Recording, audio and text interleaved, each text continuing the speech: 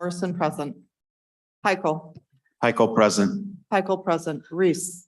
Reese present. Reese present. Tice.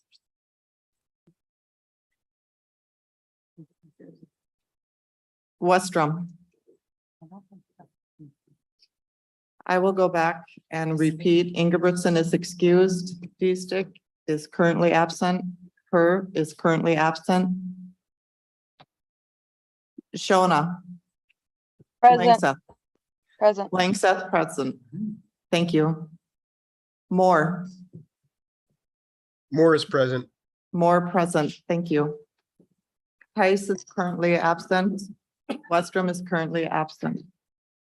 Currently, there are 12 members present, 1 excused, and 4 absent. We have a quorum. To provide feedback on digital accessibility of meeting information, please submit comments through the Minnesota Legislature Accessibility and Usability Comment Form.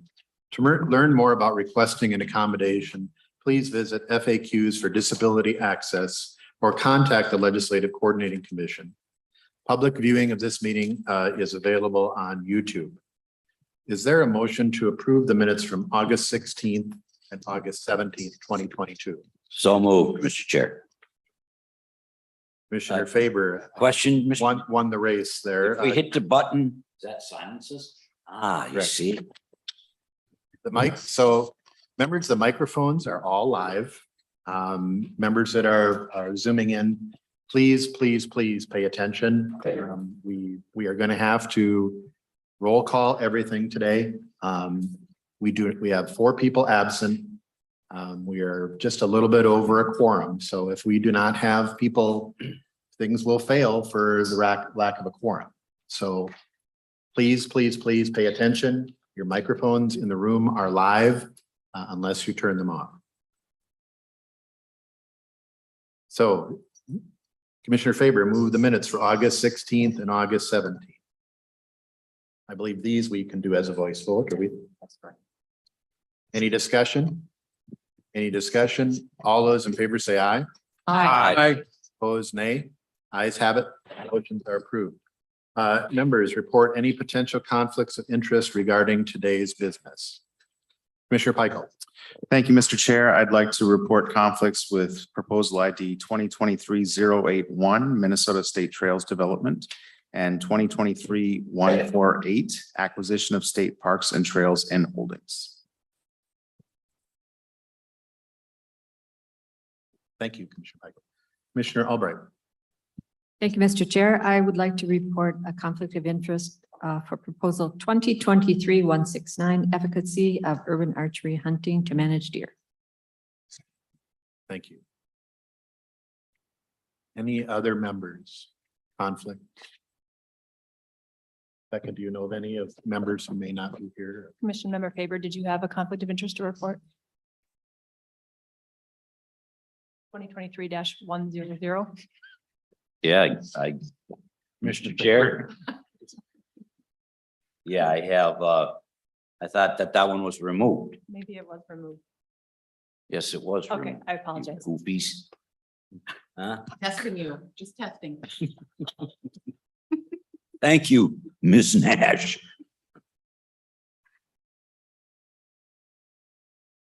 And members, somebody just texted me, a member who thought the meeting didn't include them. And this is the full commission of the LCCMR starting at 9:30. Director's report. Mr. Chair and members, good morning, and just a couple items to give you an update on. As far as 2022 work plan approvals, we have approved 79 of the work plans to date. Just wanted to let you know that we had to approve a couple of them contingent on technical corrections being made to their appropriation language next year. This was kind of as a consequence of our writing appropriation language, not knowing how much eventually would be approved by the legislature. So we will address those when we come back to you with a draft bill later this fall. Also, there are two legislative additions that want to wait until December for their work plan approvals. So we'll be hearing those later this year. Otherwise, there are 4 on the agenda for today. 6 other work plans should be ready to approve, and then we have 5 that staff are still working on with the project managers for various reasons. The commission approved an emerging issues project a while back for St. Cloud for their renewable energy demonstration project. That was on hold while they were working on their budget. They have since come back to us and let us know that they're ready to go. We have not yet been able to, with all the things that are on their plate right now, we have not been able to reach out to the governor yet to seek the governor's approval on that, but hope to get to that soon. We also still have a vacant position that we have not yet posted for. We've been trying to pay attention here to the commission's process for this RFP as well as the subcommittee process. So that's where we've been focusing our attention, but hopefully we will get to these other things soon. So I just wanted to thank members. I wanted to thank project managers, current and new project managers, as well as the proposers for your patience as staff is behind. And we are trying to dig out of a bit of a backlog of work here. We now currently have about 400 active projects that we oversee. One more thing is that the administrative budget for the LCCMR for the next biennium is not yet put together. We've been waiting for some forecasting information that we get from LCC, but we also have not had time to put attention to this. So I did discuss this with the co-chairs last week, and we decided that we would hold an executive committee meeting between now and December, but ideally sooner rather than later. The executive committee is the body that is given the authority to approve that legislative or that administrative budget. And so whatever the executive committee approves will be incorporated into the draft bill that we will prepare for your vote at the December meeting. So that's when you'll see those details. And then I just do want to give you a heads up that we will be asking for an additional staff person for the LCCMR as part of that administrative budget. Commissioner Faber. Thank you, Mr. Chair. So Becca, the money that we have that we're gonna make and, try and make decisions on today, that was decided what, on the 30th of June or 1st of July of this past summer, right? Ms. Nash. I'm sorry, can you restate that? The Commissioner The Faber. money, the amount of money that we have to allocate, that Oh. we're gonna make allocation on today, that's set. It doesn't matter if it goes up or down moving forward, right? That was decided on 30th of June. Yep, Mr. Chair and members, according to the Constitution, the amount that's available is decided on a specific date, the value as a specific date, and that indeed was at the end of the day, June 30th. So that will not change. The admin portion of it that we have as a placeholder in your allocations that's been in all Right. of your materials, that's an approximate amount. So that may shift. Right. That we will adjust accordingly. Correct.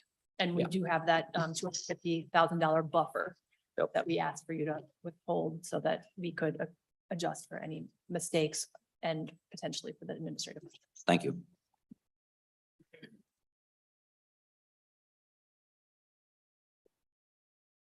Next up is item number 4. So I've been asked to members having difficulty with email, if that link could be texted to them. I don't know if that's Yeah. possible, Mr. Varian. We can ask our staff to do that. Okay, item number 4. All right.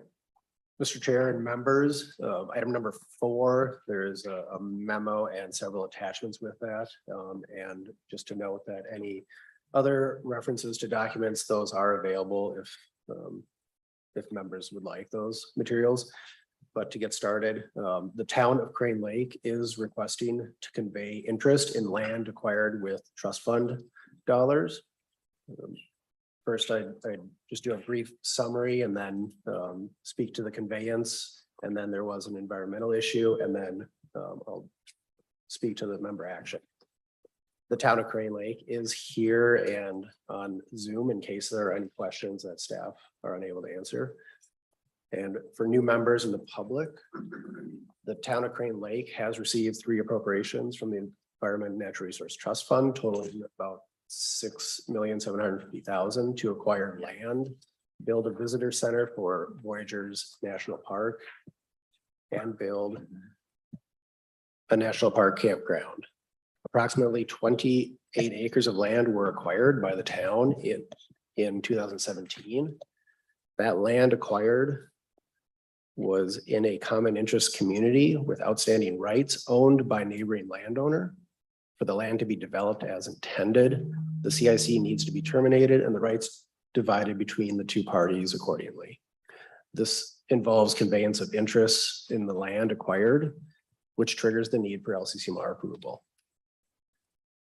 In reviewing the town's request, LCCMR and DNR grant staff learned about the environmental contamination issue affecting the property that predated the town's acquisition of the land.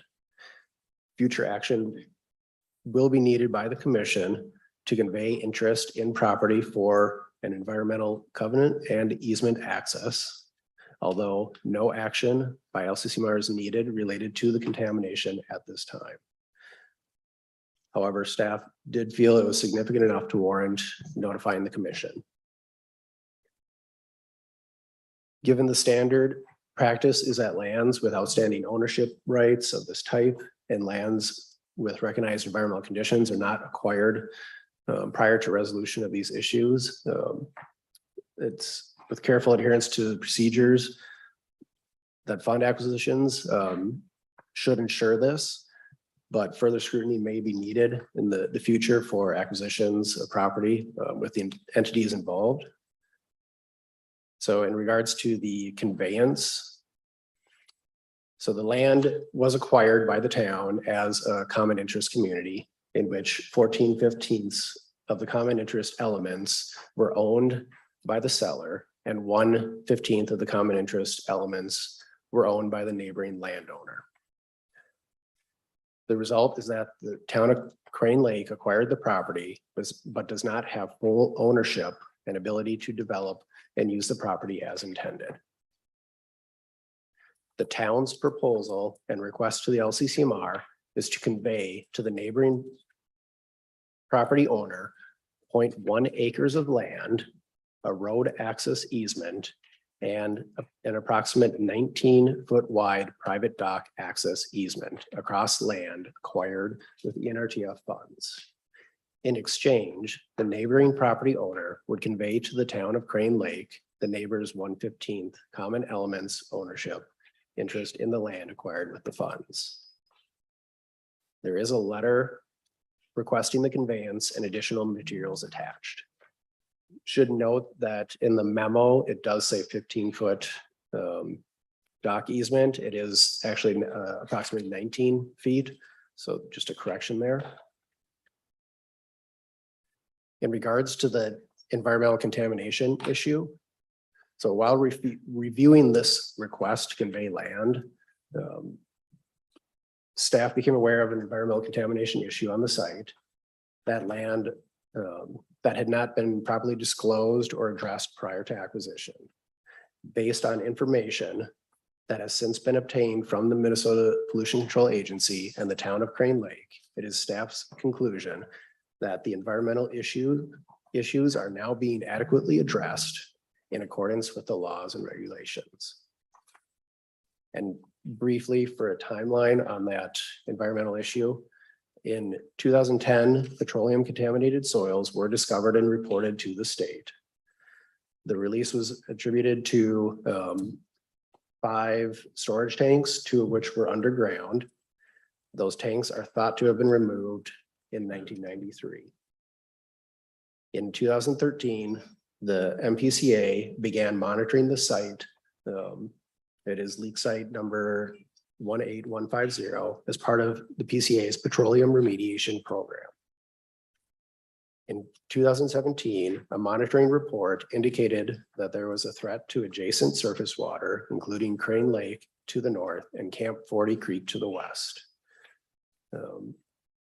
The chemicals were identified from groundwater monitoring wells that exceeded Minnesota Department of Health risk limits and water quality standards.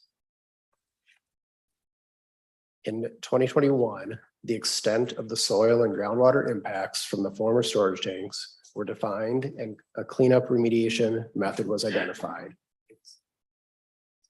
And in April and May, The town of Crane Lake completed a phase 1, phase 2 environmental site assessment and response action plan that has been submitted to the Pollution Control Agency.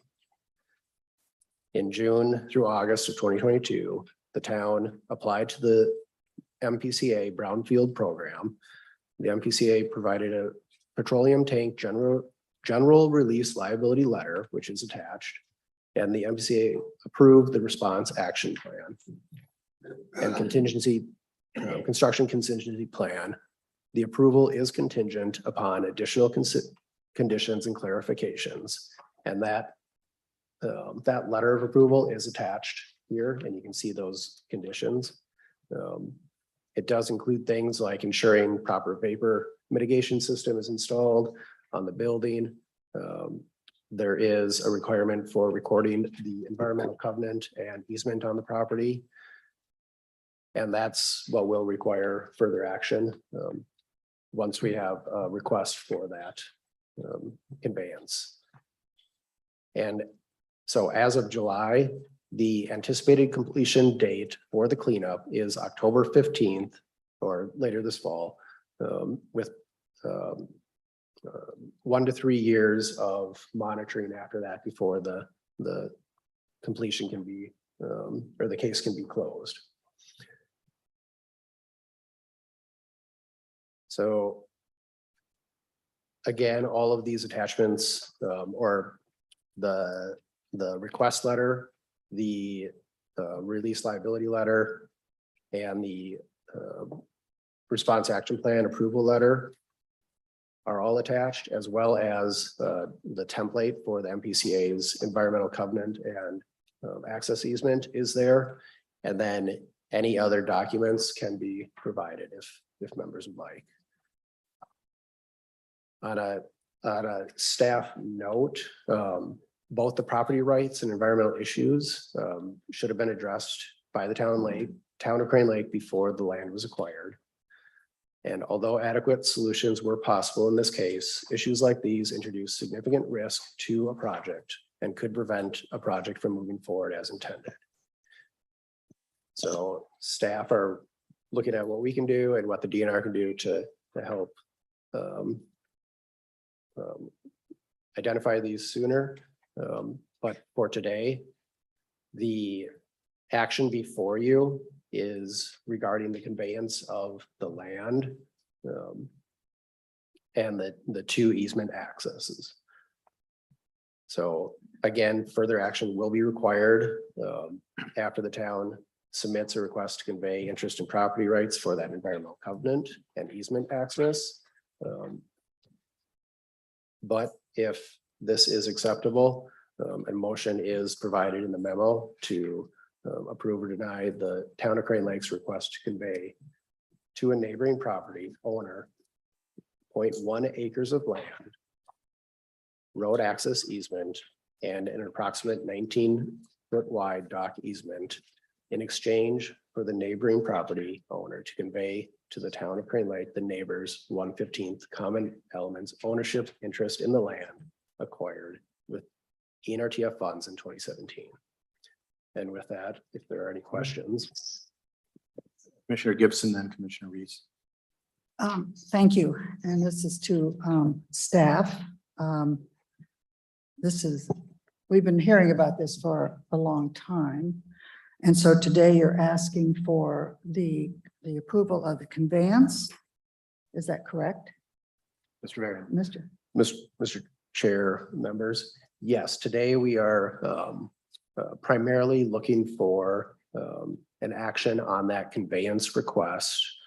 But given that this has been under discussion and review for some time, wanted to provide you with an update now that we have the information available to provide. Can I follow? Commissioner Gibson. So if we deny this request, what happens?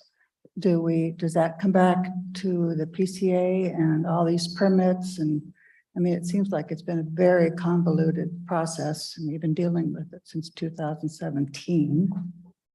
I don't think the project was ready when they made the proposal, and now staff And we are still dealing with this. So if we deny this motion today, what will happen? Mr. Varian. Mr. Chair, members, I am not exactly sure how that would play out. I think we would have to, maybe Becca might have a Ms. Nash. response or. Mr. Chair and members, a couple thoughts. One is that in order for the town to have sole control to make the decisions that need to be made to implement the development as proposed to us, the CIC would need to be dissolved. I am not a lawyer. We could ask the project team their thoughts on it, but I think it doesn't necessarily prohibit them from making decisions. It's that there's another party that would have to be on board and be consulted and provide approval for any of the actions because it's owned as a common interest community with this neighbor owning rights to it. So I think if we don't approve the conveyance to resolve the CIC, certainly there are significant hurdles for the town to be able to implement the plan as proposed. Again, perhaps they could provide comment. I will just say that the deed restriction that is required on property acquired with the trust fund does say that if conditions prohibit the intended use from being implemented, the land reverts to the state. Oh. Okay, Commissioner Gibson. yes, thank you. Because I'm tending to think about denying this motion because it doesn't feel as if it's ready. I mean, I don't want to add complications to it, but it just does not feel ready. So I guess I will move to deny the permit. Motion has been Conveyance. made to deny the request. Commissioner Reese. Thank you, Mr. Chair. My comment is that we deal with this situation all the time. You know, we've seen several projects that sit and then the funding is actually transferred to other projects and comes before the commission to do that. So, you know, I think these land issues take time and not necessarily within our set schedule. So I think we need to give this an opportunity to proceed. I don't think that we should be using this as a mechanism to stop a project that has been already approved. And this is, to me, that's not the intent. This is something that the community has been working on for a number of years. We should honor that and work with them to complete this acquisition. Commissioner Albright. Thank you, Mr. Chair. I'm going to speak against the motion. I think that this is a good solution, that it's a difficult situation. It has been thought through quite well, I think, and the suggestions that they have made for how the transfer would occur keeps the state whole, or the commission's fund whole. It's an equal exchange, if you will. And it seems to meet the goals of the ENTRF acquisition funding. I'm not sure why we would deny this. I don't know that there's any better solution for this, so I'm going to be opposed to the motion. Senator Dames. Well, thank you, Mr. Chair, and this would be for the staff, probably a technical question, but it's my understanding if you purchase land with use of the trust fund money, if you sell that, get approval to sell the land, that sale, that money comes back to the trust fund. Would that be the case? I'm assuming that they bought the land or they wouldn't be selling it. So if they bought it and they're selling it now to this individual landowner in a sense, then I'm assuming that 1/15 of that value that they spent on it would come back to the trust fund. Would that be correct? Ms. Nash. Mr. Varian. Mr. Chair, members, so in this case with the common interest community, that neighboring landowner already effectively owned those rights. And so this is making each party whole. And so the conveyance is equal in that sense, and there's no repayment needed. Follow up, Mr. Chair. So where's the how did this confusion come about? If the land was purchased and they knew that this was the situation, why are we dealing with it today? Because if they knew that, it would have been handled at that point. So my question being, if they did not know this, I would assume in their mind, they felt they bought the land. Otherwise, why would we giving him 1/15 of the land back if they didn't feel they bought it to start with? Mr. Chair, members, so the CIC was known and accounted for in the original appraisal. The understanding was that they would be able to do this termination at a later point. So the cost has already been accounted for in the original purchase. A follow-up, Mr. Chair. Senator Dames. And Mr. Varian, so you're saying that it was known and there had been an agreement that this could be done at a future point. Is that what I understand? Mr. Chair, members, yes, the appraiser made that assumption in the appraisal. And I don't know, Becca, did you? Mr. Chair, remember, I think Mr. Varian had that exactly right, that we were concerned about this as well, Senator Dames, and so staff did some additional research. We wanted it, we felt that it was stated in a way that was not exactly clear in the original appraisal. And so since then, the project team reached out to the appraiser and they have provided assurances that this was the scenario that the appraiser had in mind when appraising the property. Maybe not this exact scenario, but the idea of land needed to be conveyed out in exchange for receiving that outstanding interest was part of the appraised property. So is there some, Mr. Chair, follow-up? Senator Dames. So Ms. Nash, was there some agreement at that point then that this was going to happen? And why was it not done in the original transfer? Why was this not cleared up right away? Mr. Chair and members, that would be a question for the project manager. This was not known by staff. Staff Because was it not sounds aware. to me like this was not necessarily known by our staff, but that it was known by the project folks. And if they knew that, then my question is, why was it not handled then and taken care of before the exchange of money and stuff and cleaned up on the original title and deed transfers versus doing it now? I just have some questions as to why this was not taken care of. I'm getting the feeling that it was known.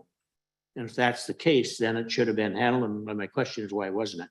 You folks can't answer that. I understand that. Thank you. Thank you, Mr. Chair. Is the conveyance an easement or is conveyance land? Appears to me the conveyance, if it's part of a condominium situation, the owner had already owned the 0.1 acres and essentially conveying an easement to cross city property. Is that correct? Mr. Varian. Mr. Chair and members, so under the CIC, there were approximately 15 parcels, and then there was, an estimated 1/15 of that acreage in common ownership. And so one parcel was purchased and that land was severed from this acquisition, but the rights weren't. And so the ownership right now is 1/15 of that common land. And so the conveyance here is to convey 0.1 acre and driveway road access easement, and then pedestrian dock easement to a private dock. So it's a change from the current property rights. So I know we've got several more questions. My question is, do we have nonpartisan staff, legal counsel on board? Do we have any? Are they on the meeting? Ms. Taylor or Senate counsel? Mr. Chair, neither of them is here at the meeting today, but they have reviewed the materials. And what does that mean? That they've reviewed the materials? I mean, what does that mean? Mr. Varian. Mr. Chair, members, so if I kind of go back on both of these issues, staff and council have, to the best of our knowledge, that these issues are being handled in an adequate manner, given the context that we're in. So in terms of what they're proposing, in both cases appears to meet current rules, laws, regulations. The context of it we might question, but in terms of the solution and where we're at today, both staff and legal counsel have found it to be adequate. So I've motioned for Mr. Anderson to come and testify on behalf of Crane Lake. I think there are a number of questions. If maybe, Mr. Anderson, you've been hearing, introduce yourself for the record. We generally don't take a lot of testimony, but I think this is an important and potentially precedent-setting provision, and we need to make sure that the commission is fully informed before we make any decisions. Mr. Anderson. Mr. Chair and members, Jeff Anderson representing the township of Crane Lake. Also joining via Zoom is Jim Jansen from the town board in Crane Lake, and Roy Christensen, who is the attorney representing the town of Crane Lake. And I would defer to Roy or Jim specifically to answer Senator Dame's question. But I do want to acknowledge first and thank this commission and the legislature for their support of this project, which is a complicated project, no doubt, but we're building a visitor center and campground to the gateway of the country's only water-based national park. And in doing that, there have been some bumps in the road in terms of the acquisition of the property, which was a competitive process. But I would point out that all of those real estate documents associated with that property and purchase have been disclosed throughout this entire process. We have worked diligently with staff from LCCMR to try to resolve these issues, and also acknowledging the work that needs to be done in partnership with MPCA and DNR. So specific to Senator Dame's question, Mr. Chair, Roy or Jim may be best suited to answer that question. If they would feel that they can testify to that specific question, it would be helpful. If not, we'll go to the next question. Are they on video? Yeah. Jim. So it'll take a moment, and if there are members who are on Zoom, if they would raise their hand or use the raise hand function if they have questions.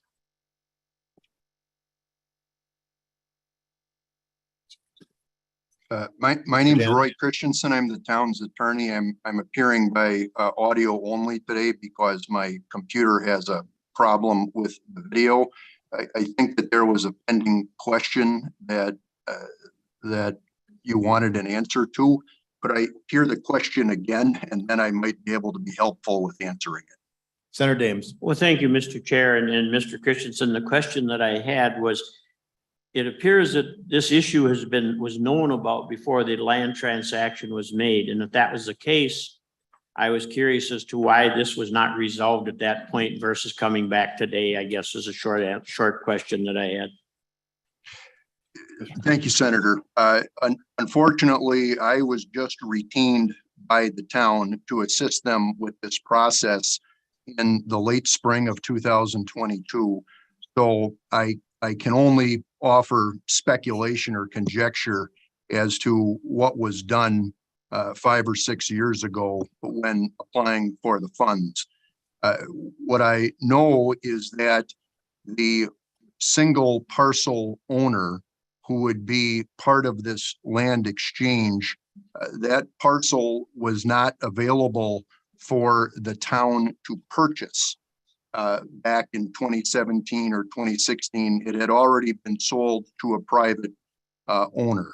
So when the town was going to purchase the land that it could purchase, it did so And I can imagine that the reason that we are turning attention to this now to work the land exchange with that private owner is that the town has secured all of its necessary funding to proceed with its project from all sources.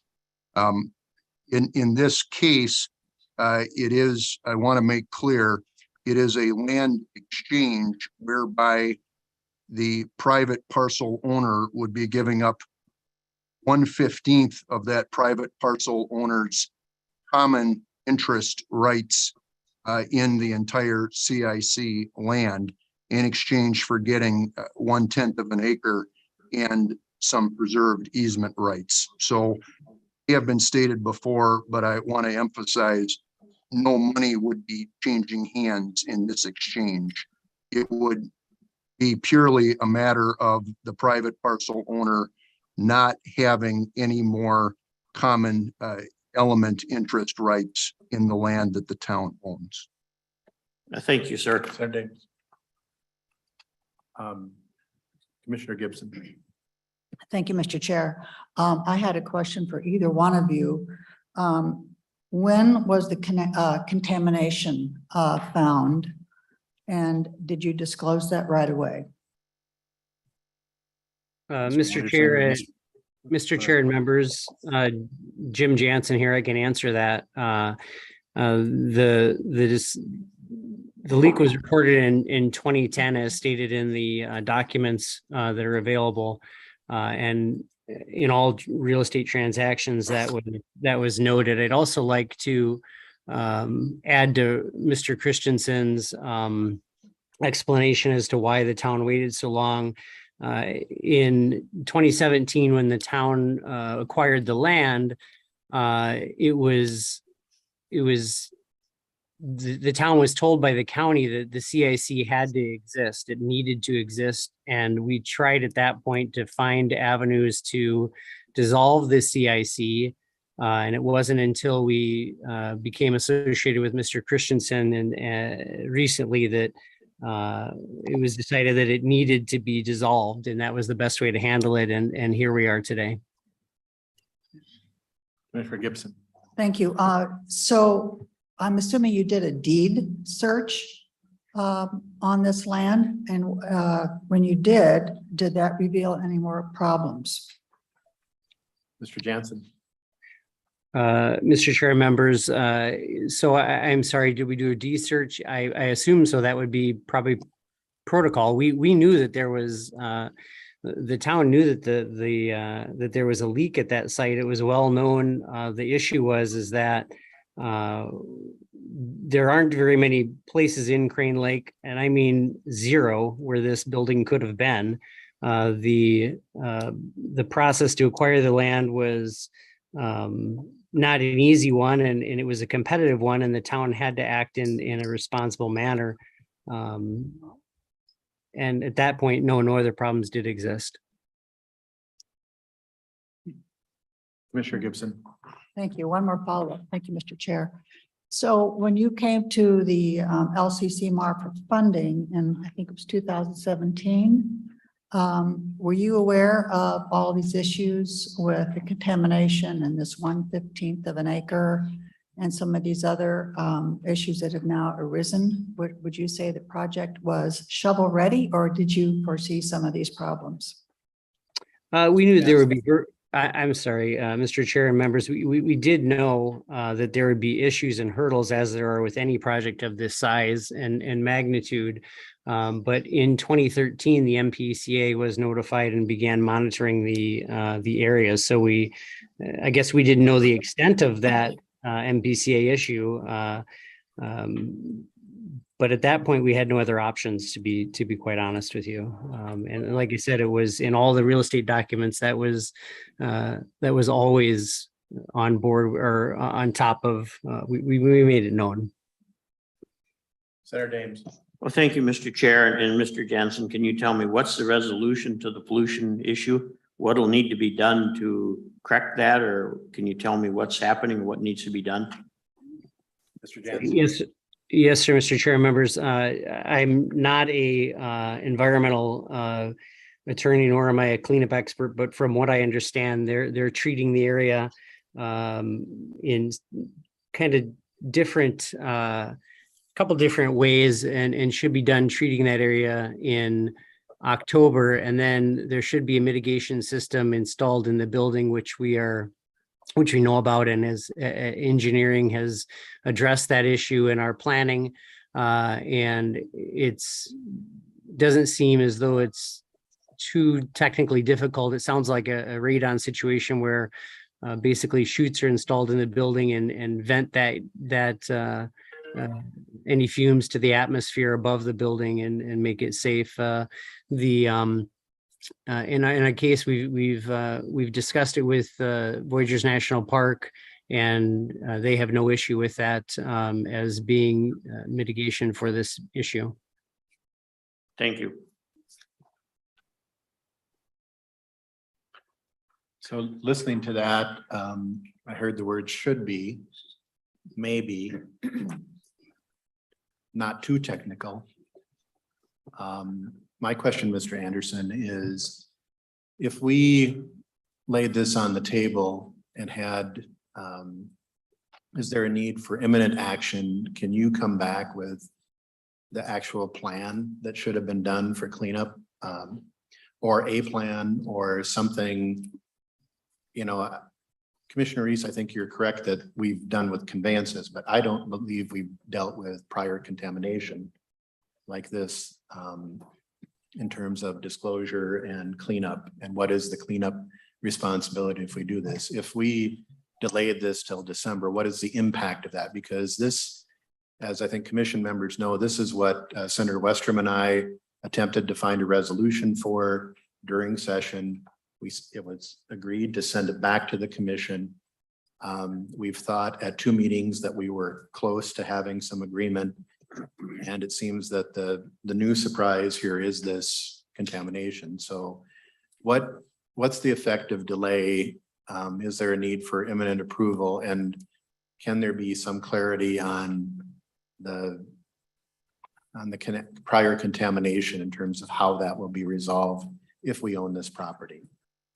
Mr. Chair and members, we would respectfully ask that the two be looked at separately, in the sense that what is in front of you today, Mr. Christensen, I think, would describe it as a routine real estate transaction that we are seeking your approval for.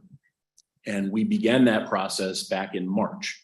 So to ask what that impact is, it's already cost a construction season. Every day that goes by with inflation at 9% or higher for a building project like this. And keep in mind, Crane Lake's at the end of the road. So construction prices are even more than they would be in, say, an area like the Twin Cities.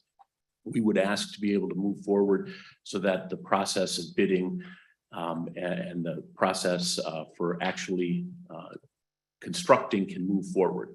As for the environmental part of this, I believe the plan and the correspondence with MPCA have been attached to the information related to this subject. And the township is working currently with MPCA, DNR, and LCCMR to resolve these issues. And I would point out also that per statute, no LCCMR Environmental Natural Resource Trust Fund dollars are being used for the environmental cleanup or mitigation. And Mr. Anderson, I believe I saw that there's some federal money that has now been committed or about to be committed. What is the role of that in this? Do there have to be now federal permits that are required for cleanup? Or Mr. Chair and members, I would defer that question to Mr. Jansen. I do not believe that is the case. He may be able to answer that in greater detail. Mr. Jansen. Mr. Chair and members, I'm not aware of any federal money that's coming our way. Mr. Chair, the only federal money that I'm aware of is the partnership with the National Park Service, who will be contributing displays and informational entities to the interior of this project, as well as signage. Thank you, Mr. Chair. So I'm looking at and a question for Mr. Jansen. I'm looking at the letter to you from the MPCA, and it appears that you have a response action plan that is approved, subject to the following conditions and clarifications, which are listed in the letter. And so, you know, I don't think that there's anything this commission can do to affect the response action plan or the contamination that is there, or in any way alter the plan that's been approved by the PCA and that is being undertaken by the town of Crane Lake. Would that be true, Mr. Jansen? Mr. Jansen. Mr. Chair, members, that is correct as far as, yes, that is correct. Thank you. Commissioner Albrecht. Commissioner Pickel. Thank you, Mr. Chair. I'd like to clarify that the motion by the motion maker was to take the action on the back of our notice here, the agenda item action piece, which was to deny simply the easement provision conveyance of the 1/10 of an acre and the essentially the exchange in exchange for that shared common interest. Is that correct, Mr. Chair? Commissioner Gibson. Thank you, Mr. Chair. That it was my original motion.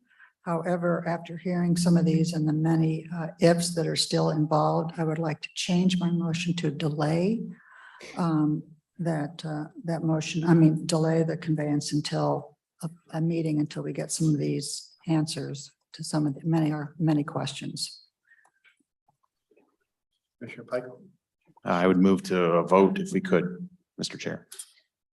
Mr. Chair, So just, I'm very cautious on moving the previous question. Commissioner Reese. I just was curious what we're moving to vote, if we're moving on tabling the motion or if we're Add moving to Westrom to the list. If we're moving to amend the motion, I was confused about the motion.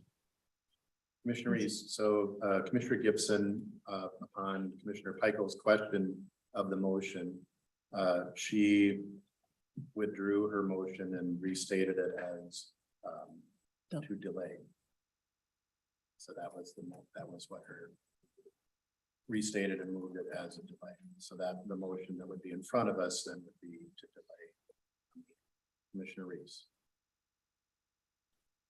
Thank you, Mr. Chair. I'm still a bit confused by that motion delay to a future meeting. Is that what we were talking about? Or moving to table the motion till a future time? Thank you, Mr. Chair and Commissioner Reese. My motion is to delay it to a future meeting so that we can get some of these questions answered. So if we want to say December, that's fine, but I do want to see us delay this conveyance vote that we're having today. I just need some more answers. Commissioner Reese. Thank you, Mr. Chair. I would speak against delaying. I think the proposers have done everything reasonable as they can at this juncture. They've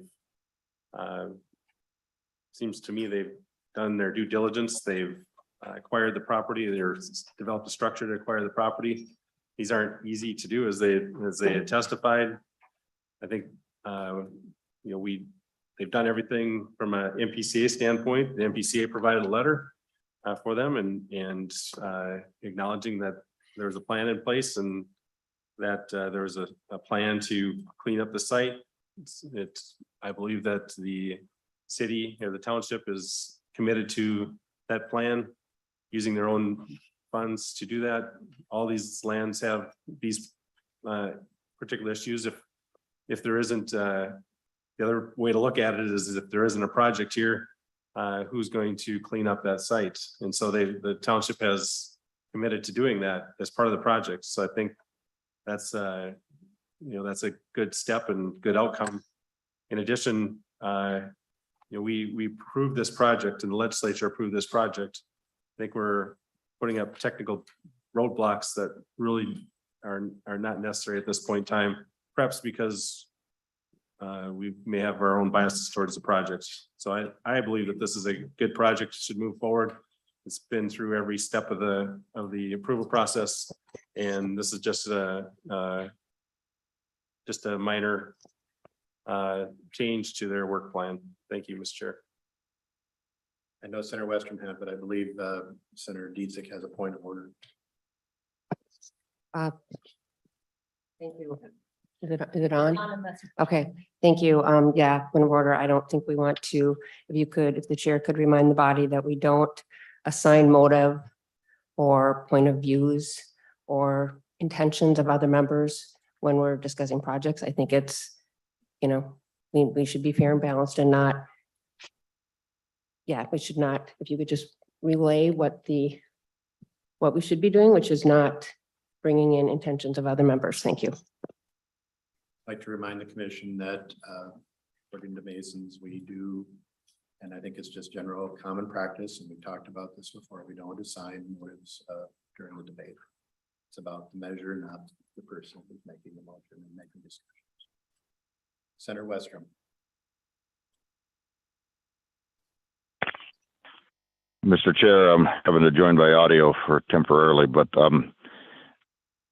as I'm hearing it through, and I know you and I looked at this during the legislative session, there were some technical questions just to get our arms around this, and were we advantaging somebody or not was, I think, one of the big questions. We were trying to just make sure that there wasn't some unintended advantage, and I would encourage us to let the project proposers and the city and the project continue to move forward. I think we do have sufficient answers, and if we stall this project out, I think the point is whatever the contamination cleanup, all of a sudden you have less motivation or less likelihood of some entity or proposer or owner moving forward with it.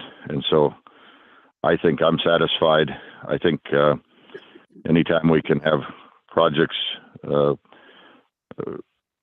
we found cleanup needs on and a way to make a project move forward and a future benefit and enjoyment of this great area of the state, I just think we should let them continue to move forward and approve this today.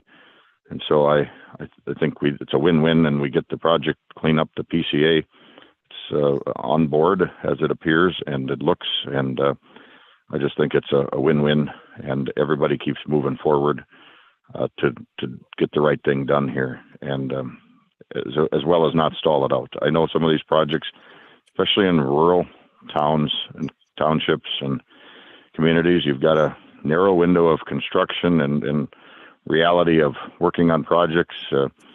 You get into October, November, December, and this is stalled out again until April, May, or June again. And so I just think let's keep the momentum going, and it'll be a better project and a stronger benefit for the cleanup in every aspect, as well as the community and advancing this project by moving forward. So I think I would support. I would like to see us move it today if we could. I think there's always downside risks of delay, and think we're ready to go. Thanks. Thank you, Senator Westrom. And we did discuss this. Mr. Anderson, I sense a divided commission, and I'm just going to ask you if there's maybe a way to move through this, and then I'll go to Senator Dames. And that is that we consider approving this today, and that you come back in December and just give a report on progress of what's happened and with relating to the cleanup issues and implementation. So it's on the public record. Mr. Chair and members, we would be happy to provide a report. And as this commission considers this request and this motion, please know that for more than 6 months, the team at Crane Lake has met with LCCMR staff, with House and Senate legal counsel. We have done everything we can to answer every question asked. And to get to this point where this can be resolved, we have worked with MPCA, with DNR. We're trying to move this project forward, trying to do it with good communication with LCCMR staff. I don't know at this point what more we could have done to get here, but for 6 months now, this has been going on.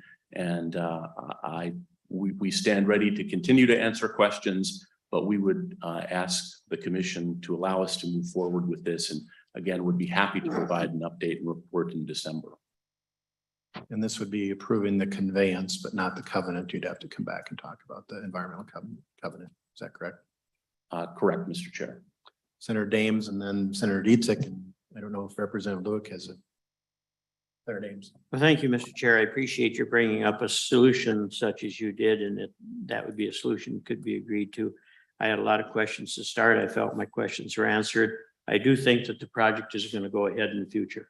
I think we're going to continue with this project. So as pointed out, inflation is 8.5%, 9% or more, and it's not going to, I don't think it's going to change for a while. So if we delay it till December or next spring, we are going to have a cost that's going to be considerably more, which could mean either somebody's going to have to put some more money up, and it might be such a thing. It might end up being us. So I appreciate your solution, and that's the direction I would like to move. And I would like to make that an amendment to the motion on the floor. Senator Dames moves the amendment. Commissioner Gibson, is that a friendly enough amendment? Mr. Chair, I've had one question. Senator, I'm friendly to that motion. I just want to make sure that today we would only pass the conveyance and that they would come back in December with the answers to our other questions. Am I correct? Well, this would certainly pass the conveyance. I don't know if there's anything we would be doing on the pollution part of it, because that's all laid out. And that's going to have to be done in order to have the next step happen. So I guess I would ask specifically what you're looking for from that standpoint, other than a report. Commissioner Gibson. Thank you, Mr. Chair. Senator Dames, what I'm asking is your motion just for the conveyance today. And would you agree to having them come back in December and asking them some of these same concerns that we have today? And thank you, Madam Commissioner. Yes, that was, my motion was exactly what the chair had laid out, is that we move forward without delay and have them come back and report to us at a future time. December would be fine. I don't have a problem with that changing to my motion to make it specifically in December. Okay. Thank you. I just wanted to make sure it was the Yes, conveyance. understandable. And that I have no problem with that. That's understandable. So that was accepted as a Yes, friendly amendment. yes, I'm sorry. So the Yes. amendment in front of us, and Senator Dietzick. Representative Lewick. Thank you, Mr. Chair. Obviously, I'm a newcomer to this particular project. It looks like it has quite a history. It certainly makes sense to move forward. As far as I can see, being fairly familiar with divided interest, real estate, that type of issue at the local level, and some of the extreme complication you can get into. It's not just when you start talking about an interest to cross or use a certain element, it gets really messy. And I can understand the frustration and the issues that the local level of government has. This is a very common thing, more often seen outside of the city limits, seen in the county where a plat was done years ago. And everybody's got, sometimes a 1/50th interest in a certain part of that parcel. So I see this as a win-win to move on quite expeditiously here. One, don't cost this project any more money than the complication already has. And second, every minute we sit here delaying on something like this, we've still got this environmental issue that needs to be cleaned up.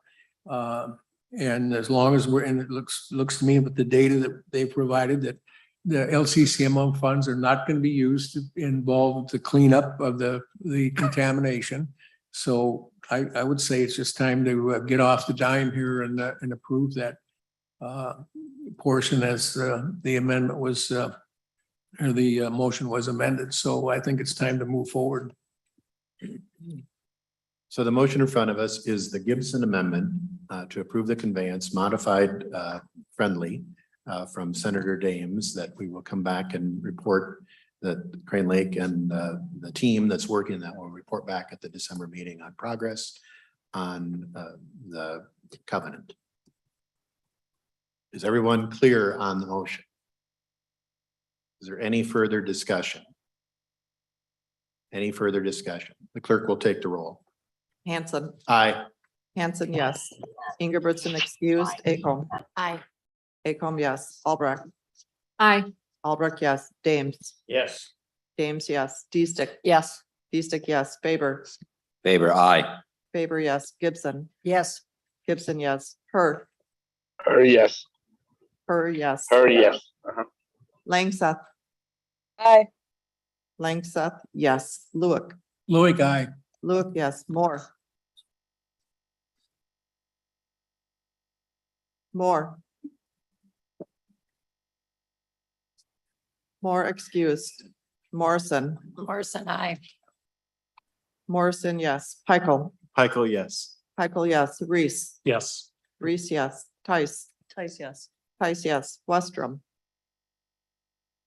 Westrom, yes. Westrom, yes. Currently, there are 15 yes, 2 excused. Motion is approved. Thank you, Ms. Graham. Thank you, Mr. Chair. Next up, we have 4 work plans, and we were going to change the schedule, but I think they are in the order. Yes. And the first one is going to be virtual. Is that correct? So would the presenters for work plan, my glasses, 2022-305, developing markets for continuous living cover crops. Margaret Wagner, Minnesota Department of Agriculture.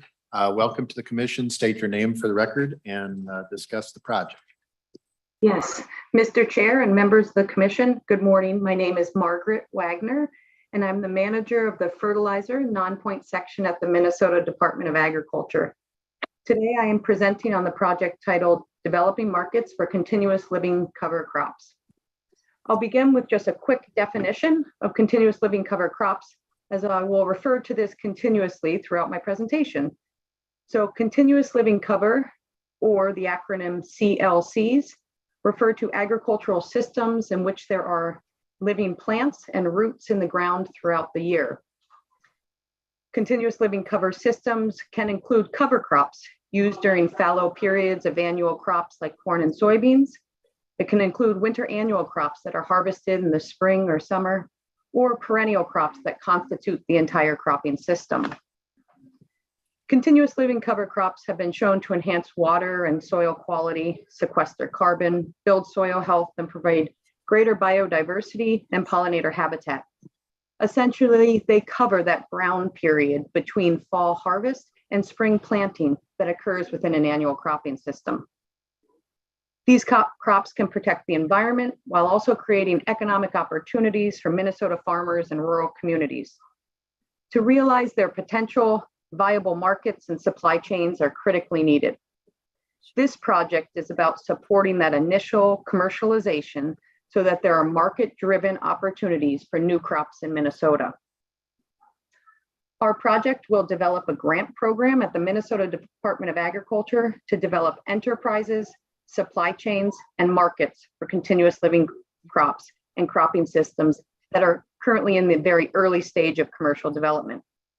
For example, these crops may support new markets for intermediate wheatgrass, also referred to as kernza, crops like winter camelina, elderberry, or many other continuous living cropping systems. We intend to support between 5 and 8 grants for small to medium-sized businesses and organizations here in Minnesota. Our outcomes will include increased acres grown and the capacity to grow continuous living crops, increased ability to handle the commercial scale of these new crops, support for regional hubs of commercial scale production, post-harvesting processing and harvesting infrastructure, and developing and really bringing these crops to market. The Minnesota Department of Agriculture will work very closely with our partners, including the University of Minnesota and many interested stakeholders to design, develop, and administer this brand new grant program in Minnesota. The majority of funds will be passed through to grant recipients through a competitive request for proposal or RFP process. We'll begin with a stakeholder engagement meeting as early as November of this year and begin awarding grants in 2023. And with that, I'd like to answer any questions or provide more details that members of the commission may be interested in. Commissioner Pickel. Thank you, Mr. Chair, and thank you for your presentation. I'm curious to what extent you've engaged with the Intertribal Ag Council or tribal partners in developing your stakeholder lists, and where do you see them fitting into this process? Thank you. Ms. Wagner. Mr. Chair and members of the commission, thank you for that question. We have not started the process. We do have an initial list that reflects some previous conversations, but I think that is a really good comment, and we would be very open, interested to include that intertribal government agriculture council. The Department of Agriculture also has a liaison back to our tribal communities. And so I would intend to work through that liaison as well as other relationships that exist. And I'll note that interest to add them to our stakeholder list. Commissioner Pickel. No follow-up. Thank you, Mr. Chair. Commissioner Reese. Thank you, Mr. Chair. For your grant program, do you have, or will you follow the LCCMR eligible costs or eligible expense lists? Ms. Wagner.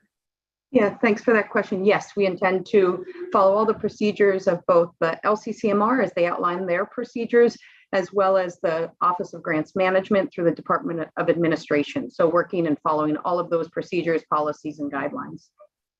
Thank you. Commissioner Reese. Thank you. Is there a motion? Commissioner Faber. Yeah, I'll make a motion, but I just wanted to clarify, Ms. Wagner, CLC around here actually means Central Lakes College. That's where I teach. I just didn't want any confusion amongst our members here. It'll be second, continuous living crops, whatever it was. Thank you. I'll make a motion to approve the plan. Commissioner Faber moves the work plan for 2022-305, developing markets for continuous living cover crops. Is there any discussion? Any discussion from our virtual members? Commissioner Moore was experiencing technical difficulties, so he is excused for this vote. Clerk will take the roll. Hanson. Aye. Hanson, yes. Ingebrigtsen excused. Acol. Aye. Acol, yes. Albrecht. Aye. Albrecht, yes. Dames. Yes. Dames, yes. Deestick. Yes. Deestick, yes. Faber. Faber, aye. Faber, yes. Gibson. Yes. Gibson, yes. Per. Yes. Per, yes. Langseth. Langseth, yes. Langseth, yes. Lewick. Louis, aye. Lewick, yes. Moore is excused. Morrison. Morrison, aye.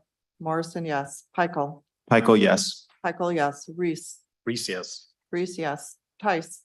Tice, aye. Tice, yes. Westrom. Westrom. Westrom, yes. Westrom, yes. Currently, there are 15 yes, 2 excused. Motion approved. Next up, the work plan for 2022-303 for Evergreen, Mitch Hunter, University of Minnesota. And I believe he is present. Welcome to the commission, and state your name for the record and give us your presentation. Mr. Chair and members of the commission, thank you for giving me the opportunity to present to you today. It's saying I need to unmute myself on this video screen. Is it No, okay? no. You're good. Good. My name is Mitch Hunter. I'm the Associate Director of the Forever Green Initiative at the University of Minnesota. as well as an adjunct assistant professor in the Department of Agronomy and Plant Genetics. I grew up in Plymouth, Minnesota, and my parents now farm near Wabasha. The Forever Green Agriculture Initiative aims to develop new crops and cropping systems that will help Minnesota farmers protect soil, water, and other natural resources. As you know, our current farming systems are highly productive, but they're primarily based on summer annual crops, which typically grow from May to September. This means that our soils are only covered with growing plants during the warm season. At other times, the soil is vulnerable to erosion, and nutrients like nitrogen and phosphorus can easily be washed into surface water or groundwater. Research has shown that the spring and fall are the times when the majority of nutrients leave farm fields. Likewise, during these periods of bare soil, there are no living plants drawing down carbon from the atmosphere, providing resources for pollinators, or providing food and shelter for wildlife. The Forever Green Initiative aims to address these issues by developing new, profitable crops that grow during that bare soil period. These crops fall into two categories. First, perennial crops that grow year-round for multiple years in a row, such as intermediate wheatgrass or kernza and hybrid hazelnuts. And second, winter annual cash cover crops that are planted in the fall and harvested the next spring, prior to planting a traditional summer crop. Examples include pennycress, camelina, winter barley, and winter pea. By augmenting our current cropping systems with these crops, we believe that Minnesota crop farmers can keep living plants in their soil up to 12 months of the year, what we call continuous living cover, which Margaret Wagner was just speaking to. This is a new market-driven approach to agricultural conservation. In addition to developing these crops, the Forever Green Initiative is working to develop supply chains and end uses that will make it profitable for farmers to grow these crops, while also creating economic opportunities for businesses and rural communities across Minnesota. The Forever Green Initiative is the national leader in this new approach. This LCCMR project will advance our work by funding an internal grant program at the University of Minnesota that will support up to 8 research projects. We will work with the Associate Dean for Research within the College of Food, Agriculture, and Natural Resources Sciences to develop and run a competitive process for selecting the projects that we'll fund. By supporting these research projects, this LCCMR funding will help protect Minnesota's soil, water, wildlife, and climate by advancing the development of new perennial and winter annual cropping systems that are adapted for use by Minnesota farmers. Specific outcomes could include new commercial crop varieties, new best management practices that farmers can use to maximize the environmental benefits of these cropping systems, and new food products that can provide the economic pull needed for farmers to grow these crops on hundreds of thousands or millions of acres. In short, this funding will help drive progress toward a day when Minnesota crop farmers can keep their soil covered with living plants year-round. It would have tremendous benefits for our lakes, streams, and aquifers, wildlife populations, soil health, the climate, not to mention rural communities and businesses. We greatly appreciate the support from LCCMR, and I look forward to answering any questions you may have. Commissioner Reese. Thank you, Mr. Chair. I would like to declare a conflict of interest on this proposal in case there's any sub-projects that are funded at the West Central Research Norway Center. Thank you. Commissioner Reese will abstain on this motion, if there's a motion, but we haven't had the motion yet. So Commissioner Peichel. Thank you, Mr. Chair. I have a question before I make the motion. The eligible population for these grants is, am I correct in understanding it's only those 16 FGI crop teams? That is correct. We are focusing this funding within the Forever Green Initiative at the University of Minnesota. This funding will fit in with other sources of funds that we have, and we see the most strategic use of this as filling gaps and making sure that the progress we're making on these crops keeps going. And so we think the most strategic way to use the funds is to direct it at those 16 crop teams to make sure that we don't lose any progress that we've been making, and we can keep advancing. Commissioner Peichel. Thank you, Mr. Chair. I'll move the work plan as written. Commissioner Peichel moves the work plan 2022-303 Forever Green Mitch Hunter. Mr. Chair. Commissioner Faber. Yeah, Sorry, Mitch, I was just curious when I was looking at your collaborators. I see, a lot of research institute, but will there be anything directly with producers? Or will that be through these collaborators and stuff? Mr. Hunter. Mr. Chair and members, thank you for the question. So these particular research projects are probably closer to the front end of the whole process. Forever Green Initiative is integrated across from very basic research science and working all the way out to working with producers. In this case, this funding is aimed more at keeping the basic science engine running. Quick follow-up, Commissioner Mr. Faber. Chair. I asked because I'm a board supervisor in Morrison SWCD up in central Minnesota. We were out on a conservation tour last week, meeting producers. There's a lot of this stuff that's getting out. We got to get it from, a study plot out here, out to the producers, because these guys are adopting, gals are adopting this stuff like you can't believe, but we need to move into that implementation phase, not continued research. So I hope that that's the end result, because I was just amazed at what's already happening on the landscape. Thank you. Mr. Hunter. Mr. Chair and members, absolutely, we completely agree with the need to move this onto the landscape. We have a lot of work underway doing that. Some of our crops are also benefiting from LCCMR funding specifically to make that happen.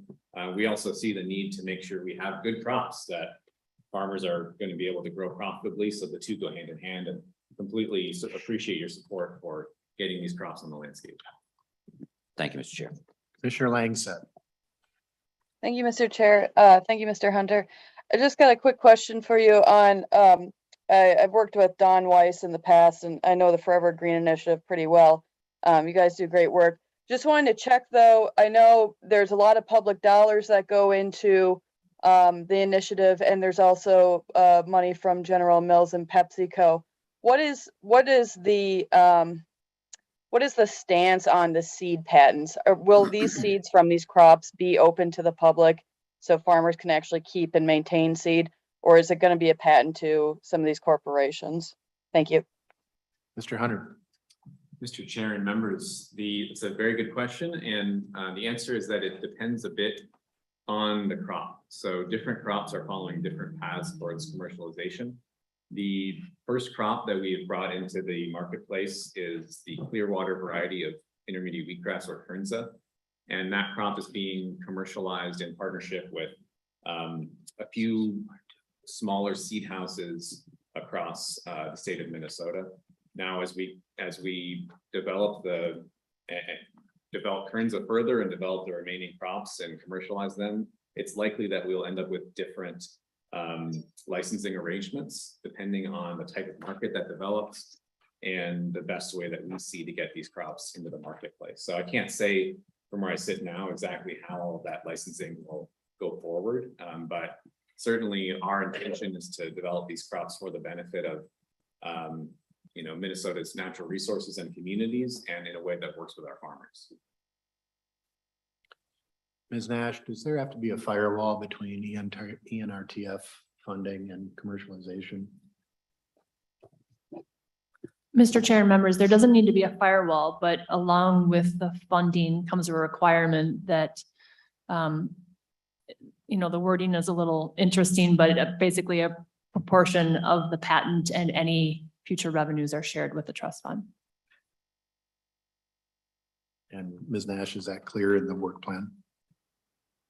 Mr. Chair, yes, it is. And I see the project manager nodding. I think we've had several conversations about this as well. So. Mr. Hunter, for the record, can you clarify that? Mr. Chair and members, yes, we are aware that patents developed with this funding, proceeds from those patents, a portion of them that is proportionate, if I understand correctly, to the amount of funding that we received from LCCMR compared to the rest of our funding, that proportion of the proceeds would flow back to the ENRTF. Commissioner Gibson. Thank you, Mr. Chair. A quick question. This is a good project. Was there a reason you didn't make your proposal to the LCCMR through the regular process that we're looking at today? Thank you. Mr. Hunter. Mr. Chair and members, thank you for the question. As I'm sure many of you know, the Forever Green Initiative works with a number of partners to advance our work rather than advocating ourselves as employees of the University of Minnesota. And in the last session, our partners were advocating for the legislature to provide general fund funding for Forever Green. Ultimately, legislative leaders decided to provide funding to Forever Green from LCCMR. And we are very grateful for that funding. We are also support the standard LCCMR application process. We have crop teams that have recently gone through that process, and we expect to continue participating in that process. And generally look forward to working with the commission in the future to advance continuous living cover agriculture. Thank you. Any other discussion? Clerk will take the roll. Hanson, Aye. Hanson, yes. Ingebrigtsen excused, Aiko. Aye. Aiko, yes. Albrecht, Aye. Albrecht, yes. Dames, Yes. Dames, yes. D-Stick, Yes. D-Stick, yes. Faber, Faber, aye. Faber, yes. Gibson, Yes. Gibson, yes. Her, Yes. Her, yes. Langseth, Langseth, yes. Langseth, yes. Lewick, Louis, aye. Lewick, yes. Moore is excused. Morrison, Morrison, I. Morrison, yes. Pikel, Heiko, yes. Pikel, yes. Reese, Abstain. abstained. Tice, Tice, I. Tice, yes. Westrom, Westrom, yes. Westrom, yes. Currently, there are 14 yes, 0 no, 1 abstained, 2 excused. Motion is approved. The work plan is approved. Next up, work plan 2022-294, chronic waste and disease, prion soil research.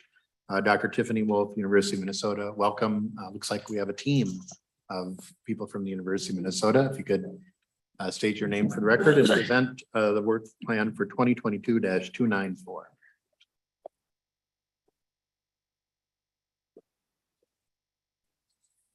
Good morning. My name is Tiffany Wolf.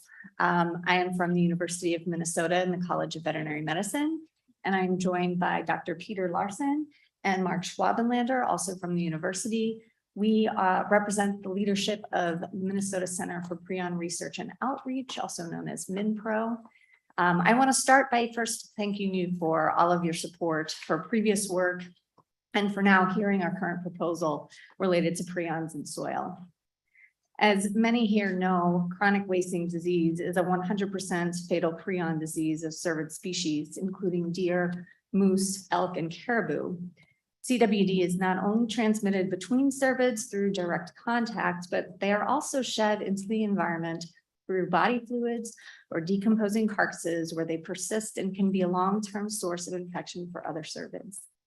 Environmental contamination and transmission is a concern related to persistent infection in wild herds, the ongoing management of depopulated CWD infected cervid farms, and the Beltrami County events where our MinPro team was able to identify CWD positive carcass material associated with a deer carcass dump site on public lands.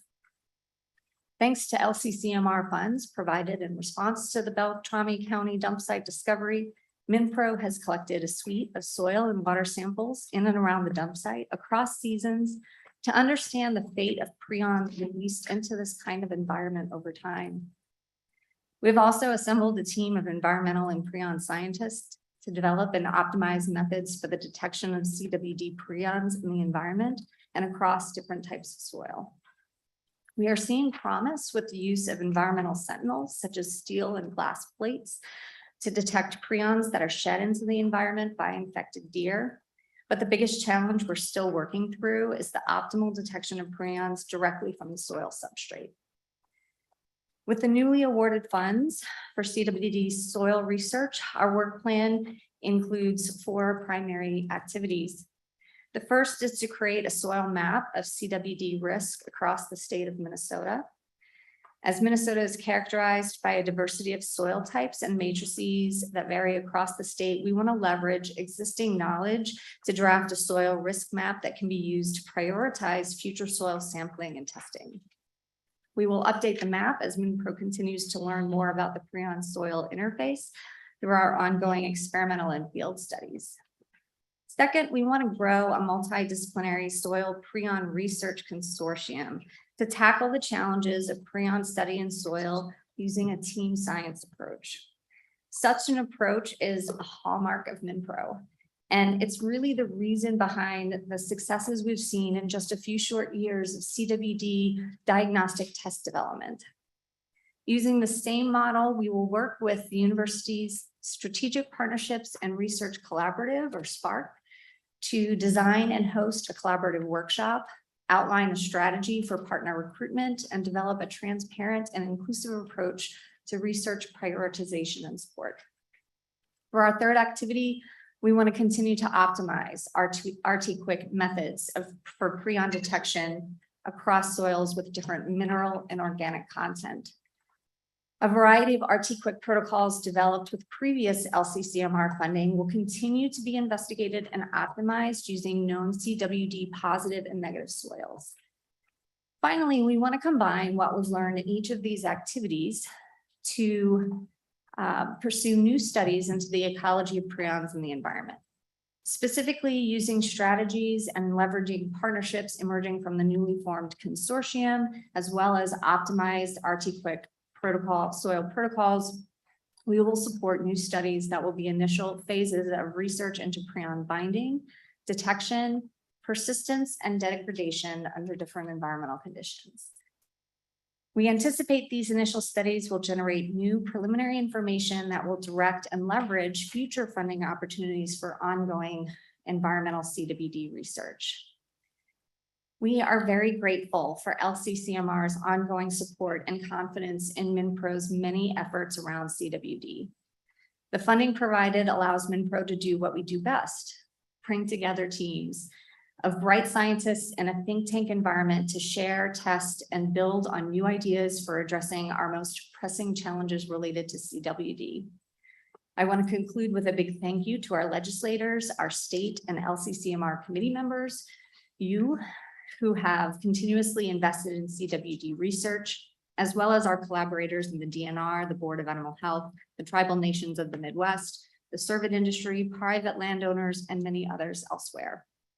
It is because of this united front that I am optimistic that we can identify tangible solutions to this very complex disease challenge. I thank you for your attention, and I'm very happy to answer any questions. Representative Lewick. Thank you, Mr. Chair, and thank you for the presentation. I would move 2022 -2904. And I have a follow-up question, Mr. Chair. Representative Lewick. Thank you, Mr. Chair. Just maybe down in the weeds question, but obviously we've got maybe, I don't know if it's fair to call them point source contamination out there in very known areas. Do you have a general strategy on how, if you're going to use those as a starting point and then do some outlook as to how far this stuff, and also is there another element that would be random, because sometimes the least likely places you'll find things is just out in the middle of nowhere, and you just happen to be there. So two parts to that. And again, this is kind of down in the weeds. Dr. Wolf. Mr. Chairman, Representative Lewick, committee members, I love to get down in the weeds. So thank you for that question. We have been doing a lot of taking many different approaches, particularly related to the Beltrami County dump site. You are right. This is a point source contamination issue, and we have started there. Specifically, the first phase was to identify what materials were positive for CWD. That was done right away. Our second phase was to then set up sampling transects around these specific point source locations, which we've identified as carcasses. We've done more research with the carcass material to identify how many individual animals does this include, recognizing that the presence of scavengers probably spread carcass material further. So we're moving beyond questions about point source. So we've worked with collaborators to genetically link some of these carcass materials to identify which ones are from the same animal. We also have a hydrologist on our team. Again, moving more broadly, thinking about, are there other ways that prions might be spread from these point source locations? Our hydrologist is helping us think through, how does water flow across this site? Where can it carry prions along with it? And so we're doing sampling around that as well. So we are moving more broadly beyond these specific point locations. But one of the biggest hurdles that we need to move beyond is solving this very tricky problem of detecting the prions directly in the soil. They're very sticky, very sticky molecules, and being able to extract them successfully to be confident in our detections is really what we're working towards. And also recognizing too that because these soil matrices are very complicated, there's potential for other components in those matrices to do things what we call false seeding in our RT Quick, where it might look like a positive, it behaves differently. And so those are the things, again, getting down in the weeds, that we're really trying to sort out so that we can enhance our confidence in the work that we're doing and what we're detecting. Thank you for that excellent answer to the question. Just I will make this comment. If we go back in history, the first domestic discovery of chronic wasting disease in the state of Minnesota was on an elk farm. I drive by that elk farm literally every day. I go to town. It's about 2.5 miles from where I live. So don't forget that point source from the standpoint of, you've got one, you got a bookend here. You've literally got that first one, and a number of them all the way across the state. So, and I've got 340 acres of weeds to dig in if you're interested. So anyway, thank you. Gibson and then Reese. Thank you, Mr. Chair, and thank you, Dr. Wolf, to you and your team. I had the good fortune of meeting up with them in the parking lot today, and they told me about all their good work they're doing here, but also across other states. And I think that's really wonderful.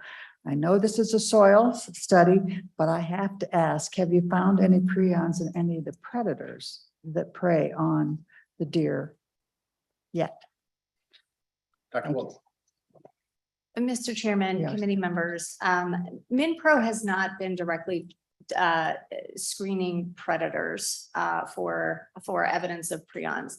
We understand from studies that have been done elsewhere that predators may serve as transporters of prion, in that the prions may pass through into their scat, but they do not appear to be susceptible to the CWD prion. That is not to say that there are some carnivores that don't get their own prion diseases.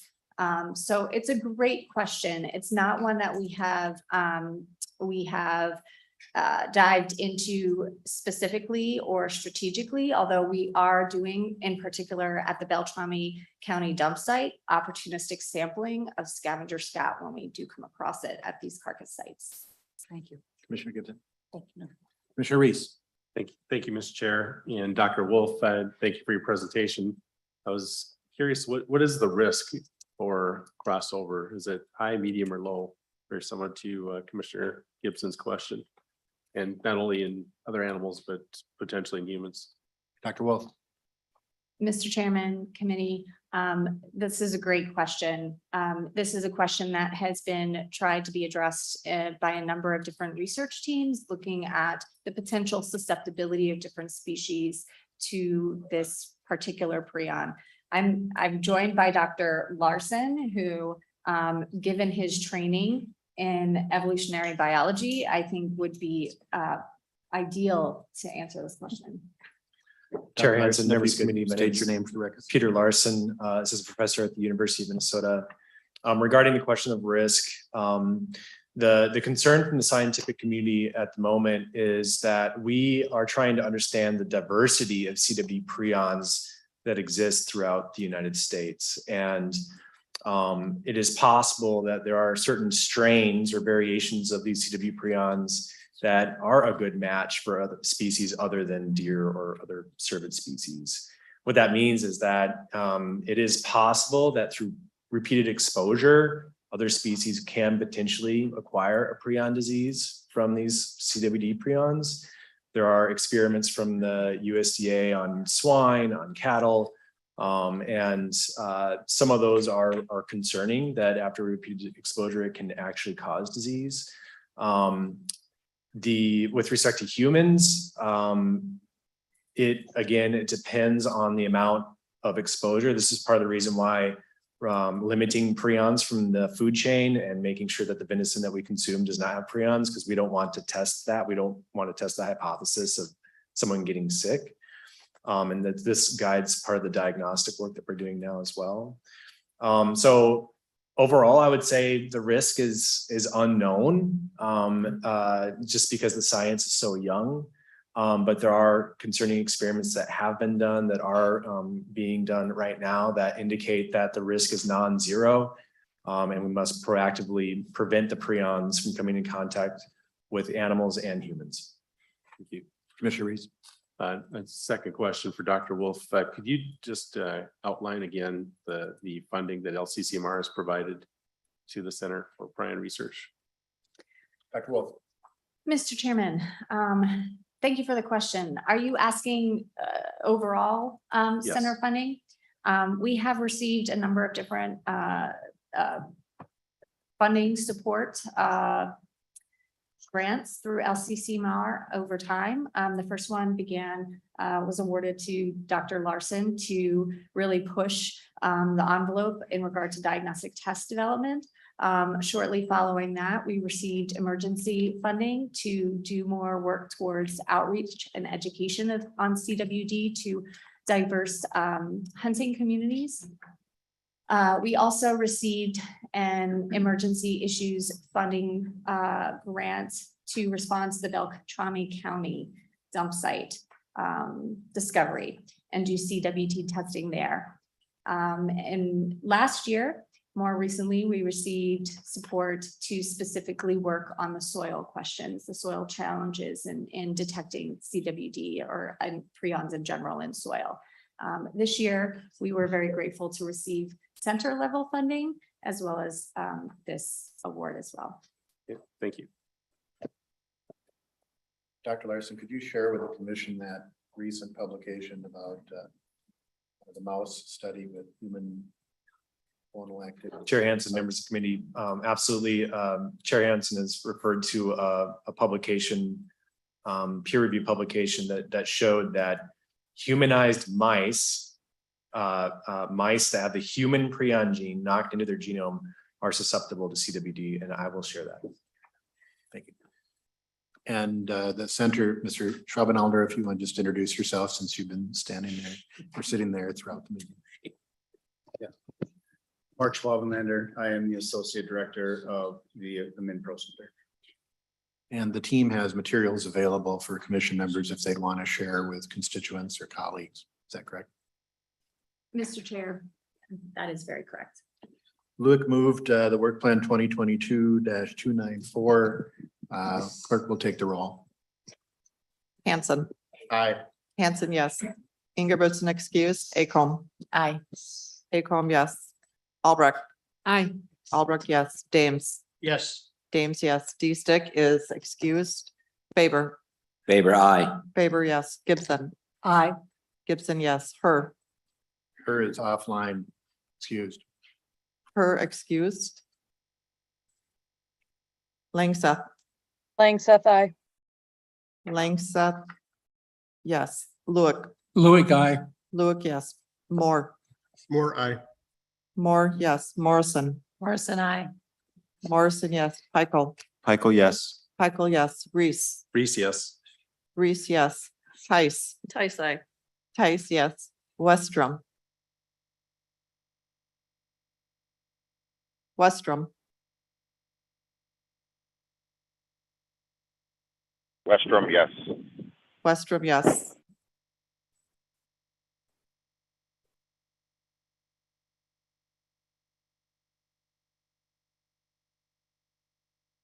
Currently, there are 14 yes, 0 no, and 3 excused. Motion is approved. Thank you. Next up, work plan 2022-296, leaded gasoline contamination analysis, Tariq El Rifai, City of Painesville. Welcome. State your name for the record and present the work plan. Thank you. My name is Tariq El Rifai. I am the city administrator in Painesville. And the work plan or the project involves completing a third-party technical review of 4 contaminated sites in 4 different cities: the city of Painesville, Alexandria, Blaine, and Foley. Just a bit of background. This came about a year ago after a lawsuit was filed by a former employee of the MPCA. And in it, 4 cities were mentioned on the way the cleanup was handled. These are the 4 cities. And all of the 4 cities had completed different levels of cleanup over the years. None of the sites were excavated. And some of the remedies included closure of wells, opening up new wells, and installing VOC or volatile organic compound plants, which basically filter out or provide water filtration systems.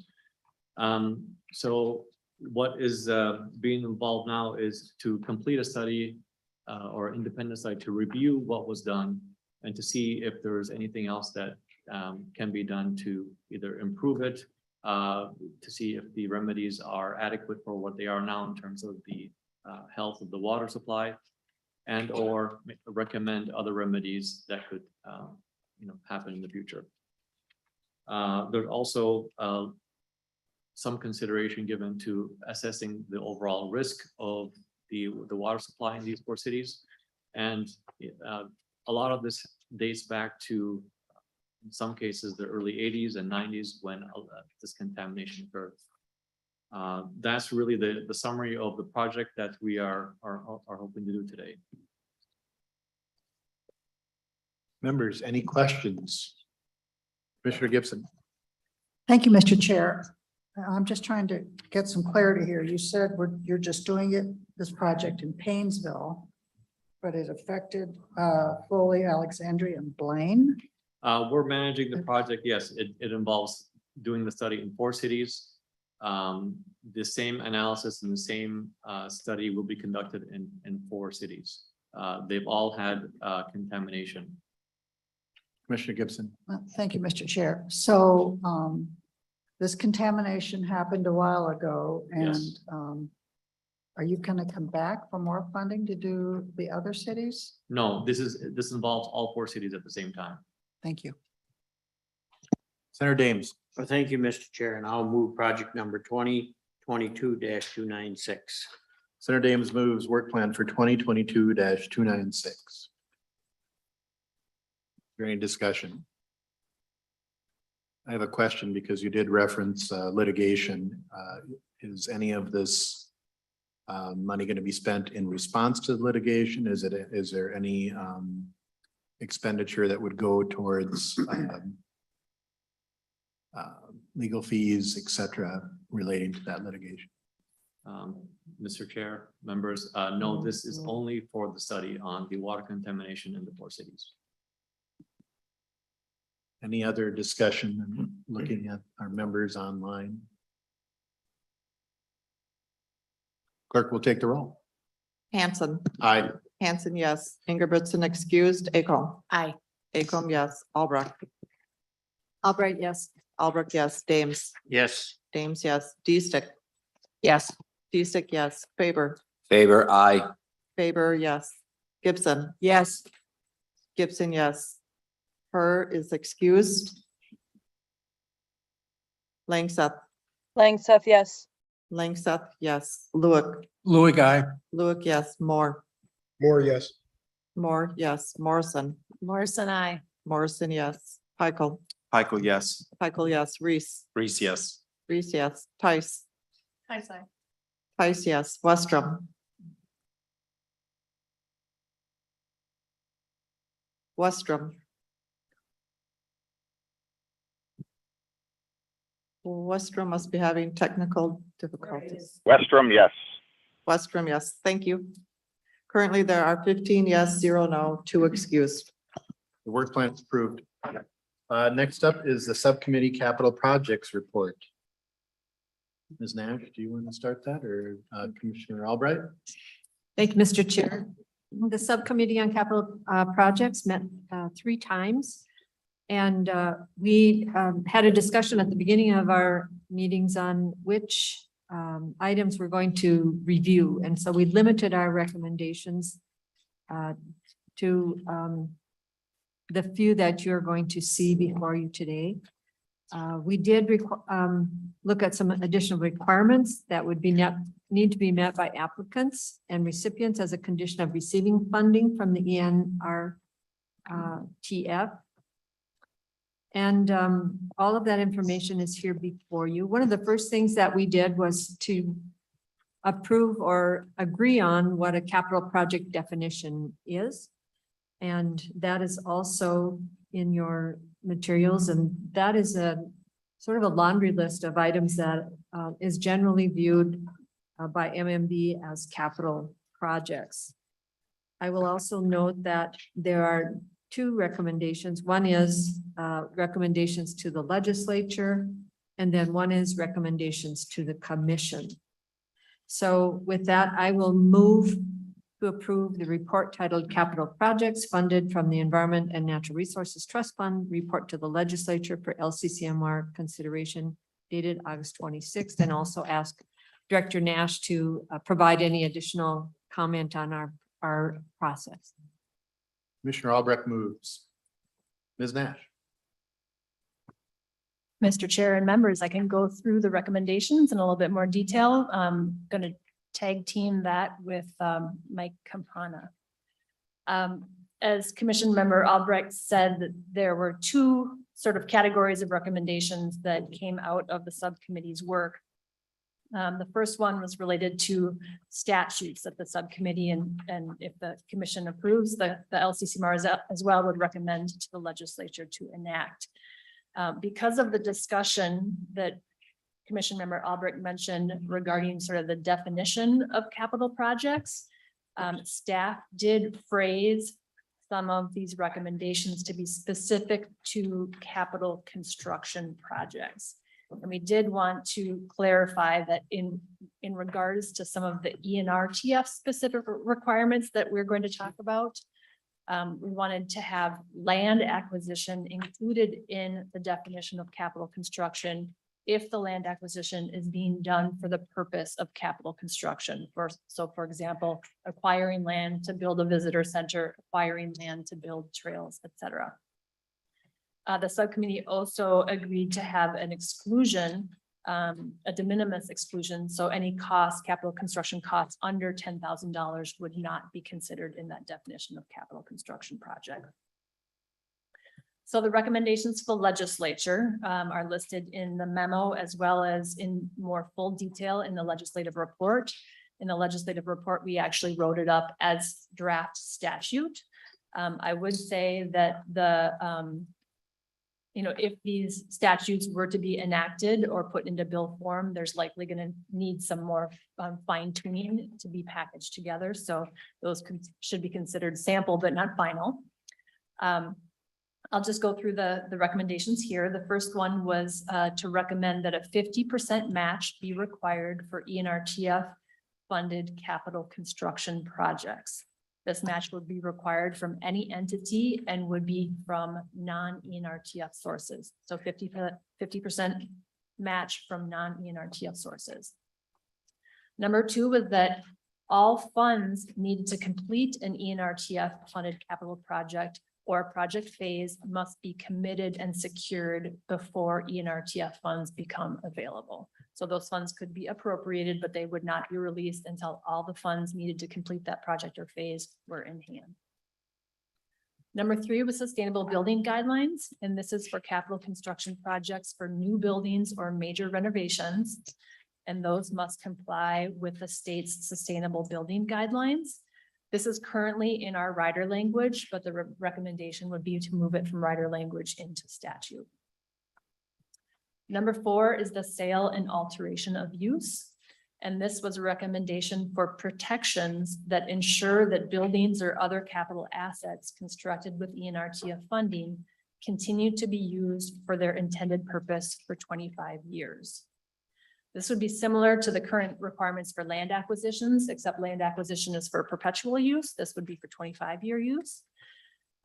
Similar also to the way we handle land acquisitions currently, there would be an allowance for a change of use or a sale if approval were provided by the LCCMR and the legislature. And that would have to include repayment to the trust fund unless waived.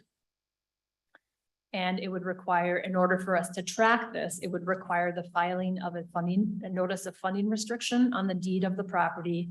And then it would require the owner and operator to submit an annual report verifying no change in use has occurred. And again, this is what we currently do for land acquisitions. Recommendation number 5 is related to public access. And this was to recommend that there be a requirement for appropriate public access to capital improvements constructed using ENRTF funds. You'll notice in our report, we did not include specific statutory language. There are some situations where it seemed to make sense that that access would be limited, during, it's not unrestricted access, it's limited for the use, for example, if there's a research facility that's constructed, it might not make sense for the public to have unfettered access to that, or there might be certain hours of the day or fees associated with access. And we thought that, or the subcommittee thought it best that the legislature take a look at that issue. And so again, just to clarify, I'm going to jump down to requirement number 7, applicability. Just to clarify that all 1 through 5 that I just discussed would have that definition tied to it that provided that it apply to land acquisition if the intended purposes for construction, and it would exclude out the $10,000 and below costs. Recommendation number 6 was for several existing statutes to be cross-referenced in LCCMR's statute. I just want to clarify that those existing statutes already may have definitions embedded in that statutory language, and so we are not altering those definitions. For example, you'll see here pre-design, accommodation for hard of hearing, historic and archaeological review, etc. Pre-design is just one example, is a statute that applies to certain kinds of buildings, of a threshold of $750,000 or above for a state project, or I think it's 1.5 million or above for a non-state project. That statute also accepts out certain kinds of capital projects such as campgrounds and trails. There's a whole long list, but we are not changing those definitions or references. It's just merely restating in our statute that these statutes that we believe already apply. Similarly, for example, the competitive bidding requirement, that is actually not specific to capital projects. It's triggered by services or purchases above certain thresholds, and there's a it's kind of scaled. If a cost is X and below, you have to get 3 verbal bids, etc. So that is not specific necessarily to capital projects. But again, we wanted to make sure that these statutes are in our statute so that all applicants to ENRTF funding know in advance what are the rules, what are going to be the expectations.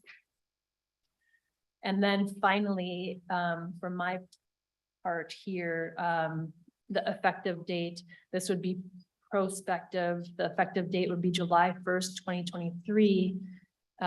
Staff would just like to clarify that that means that the law goes into effect 2023 so that we put it in our RFP that goes out for 2024. So it's not the projects that are going through the process now that suddenly, once they get funded, they've got these new rules to apply to. This would be giving fair notice to everybody applying that these are for future RFP cycles. Mr. Chair, I think I'd like to hand it off to my colleague unless there are any questions on those requirements. Any questions? Mr. Campana. Thank you, Mr. Chair. As Commissioner Albrecht mentioned, the subcommittee did split its recommendations into two parts. Director Nash just went over the first part, which dealt with recommendations to the legislature. The second part of the recommendations were recommendations that the subcommittee felt that the commission could implement without any further legislative action. So I'm just going to go through those recommendations.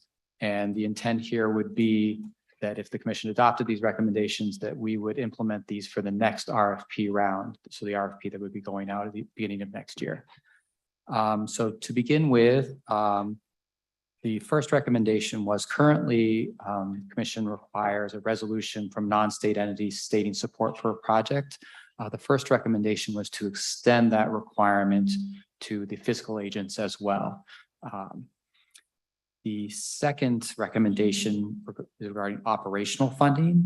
So once again, to incorporate into the requirement for a resolution or documentation of support from non-state entities, that operational funding has also been committed. So making sure that once something is constructed, that they have committed funds to operate it or have thought about that. The third recommendation dealt with construction assurances. And this would be evidence that a recipient of funding for a capital construction project has in place appropriate assurances from contractors, including but not limited to fixed price contracts or performance bonds, that construction will be completed in a manner consistent with the approved work plan and design. So these would be assurances between the entity receiving the fund and the contractor they would be working with. The fourth recommendation was related to confirmation of satisfactory completion. So evidence that ENRTF funded capital construction projects have been successfully inspected or approved by appropriate entities. So prior to receiving final payment, recipient must provide satisfactory evidence that all work requiring inspection by municipal or other governmental authorities having jurisdiction has been inspected and approved by those authorities, and that all required certificates of occupancy or similar approvals have been issued. So just to make sure that everything's been constructed and received all the approvals it needs from any other authorities. So those were the first set of recommendations for the commission. The second recommendation was just to create a new point of emphasis within the RFP, and this is related to recycling of construction and demolition waste. So, and just to make sure that that was sort of emphasized, that there are requirements related to that they should be following. And finally, just to make clear that all of the requirements that would be recommendations to the legislature, if the legislature did take action on those, information would be added to the RFP to make sure there was clear the requirements that people would need to follow at that point to apply for funds from the ENRTF. And actually, that wasn't the final thing. There was one final thing. The subcommittee also did make a recommendation that the commission should revisit this in 4 years and look at all these requirements again to see how things were going and see if anything additional needed to be done. So those were the recommendations to the commission itself to be adopted. Commissioner Albrecht. Thank you, Mr. Chair, and thank you, Ms. Nash and Mr. Campana for that. I do want to recognize, first of all, the members of the committee because the subcommittee, we really had an effective committee. We cruised through with a pretty robust debate on most issues, and yet we were able to come to consensus and unanimous support. And so I appreciate the members' attention and work, but in particular, the staff has been just outstanding in providing the information we needed and the answers we needed. And I know they've gone above and beyond to work hard to get this done because, just as a reminder, the reason we did this exercise is the commission wanted to better clarify the use of ENRTF funds, that we make sure that our proposers know what the expectation is. We make sure that our staff is clear on what their role is and what they need to ask and expect from proposals. And also that the commission members are really doing the people's work in providing funding for projects that are truly meeting the mission and goal of the trust. So I think this report does that. We tried to limit the number of things that we sent back to the legislature, knowing that that's challenging to get things enacted into law and codified, but recognizing that it is the best way to really provide good service to the people of Minnesota for this trust fund. So with that, I'll re-up my motion. Thank you. Commissioner Albrecht, there is your motion. Any further discussion? Commissioner Reese. Thank you, Mr. Chair. I'd like to also thank Mr. Capana for his work on this, as well as Director Nash. He did dug into it and really did a good job presenting information to the subcommittee. I would also say that the reason why we did it because the legislature required it. And I, frankly, that's the reason why we went forward with it. There's some, I appreciate the work that went into reaching consensus on some of these issues. I still have some concerns about other issues, but we will let it obviously let it move forward and see what the legislature thinks. Thank you. Clerk will take the roll. Hanson, Aye. Hanson, yes. Ingebrigtsen excused. Acom. Aye. Acom, yes. Albrecht. Albright, aye. Albrecht, yes. Dames. No. Dames, no. D-Stick. Yes. D-Stick, yes. Faber. Faber, aye. Faber, yes. Gibson. Yes. Gibson, yes. Her excused. Langseth. Yes. Langseth, yes. Lewick. Louis, aye. Lewick, yes. Moore. More aye. Moore, yes. Morrison. Morrison, I. Morrison, yes. Pikel. Michael, yes. Pikel, yes. Reese. Reese, no. Reese, no. Tice. Nice, I. Tice, yes. Westrom.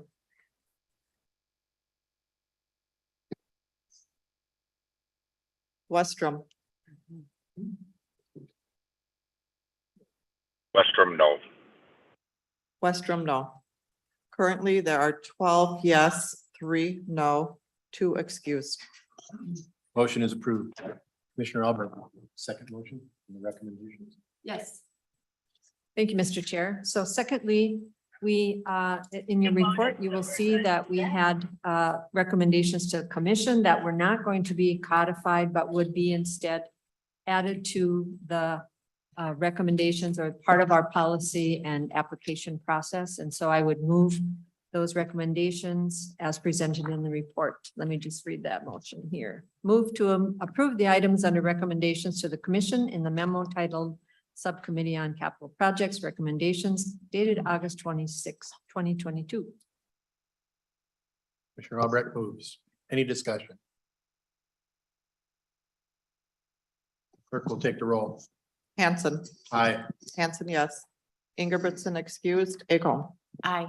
Acom, yes. Albrecht. Yes. Albrecht, yes. Dames. No. Dames, no. D-Stick. Yes. D-Stick, yes. Faber. Faber, aye. Faber, yes. Gibson. Aye. Gibson, yes. Her is excused. Langseth. Langseth, yes. Langseth, yes. Lewick. Louis, aye. Lewick, yes. Moore. More aye. Moore, yes. Morrison. Morrison, I. Morrison, yes. Pikel. Michael, yes. Pikel, yes. Reese. Reese, no. Reese, no. Tice. Tice, I. Tice, yes. Westrom.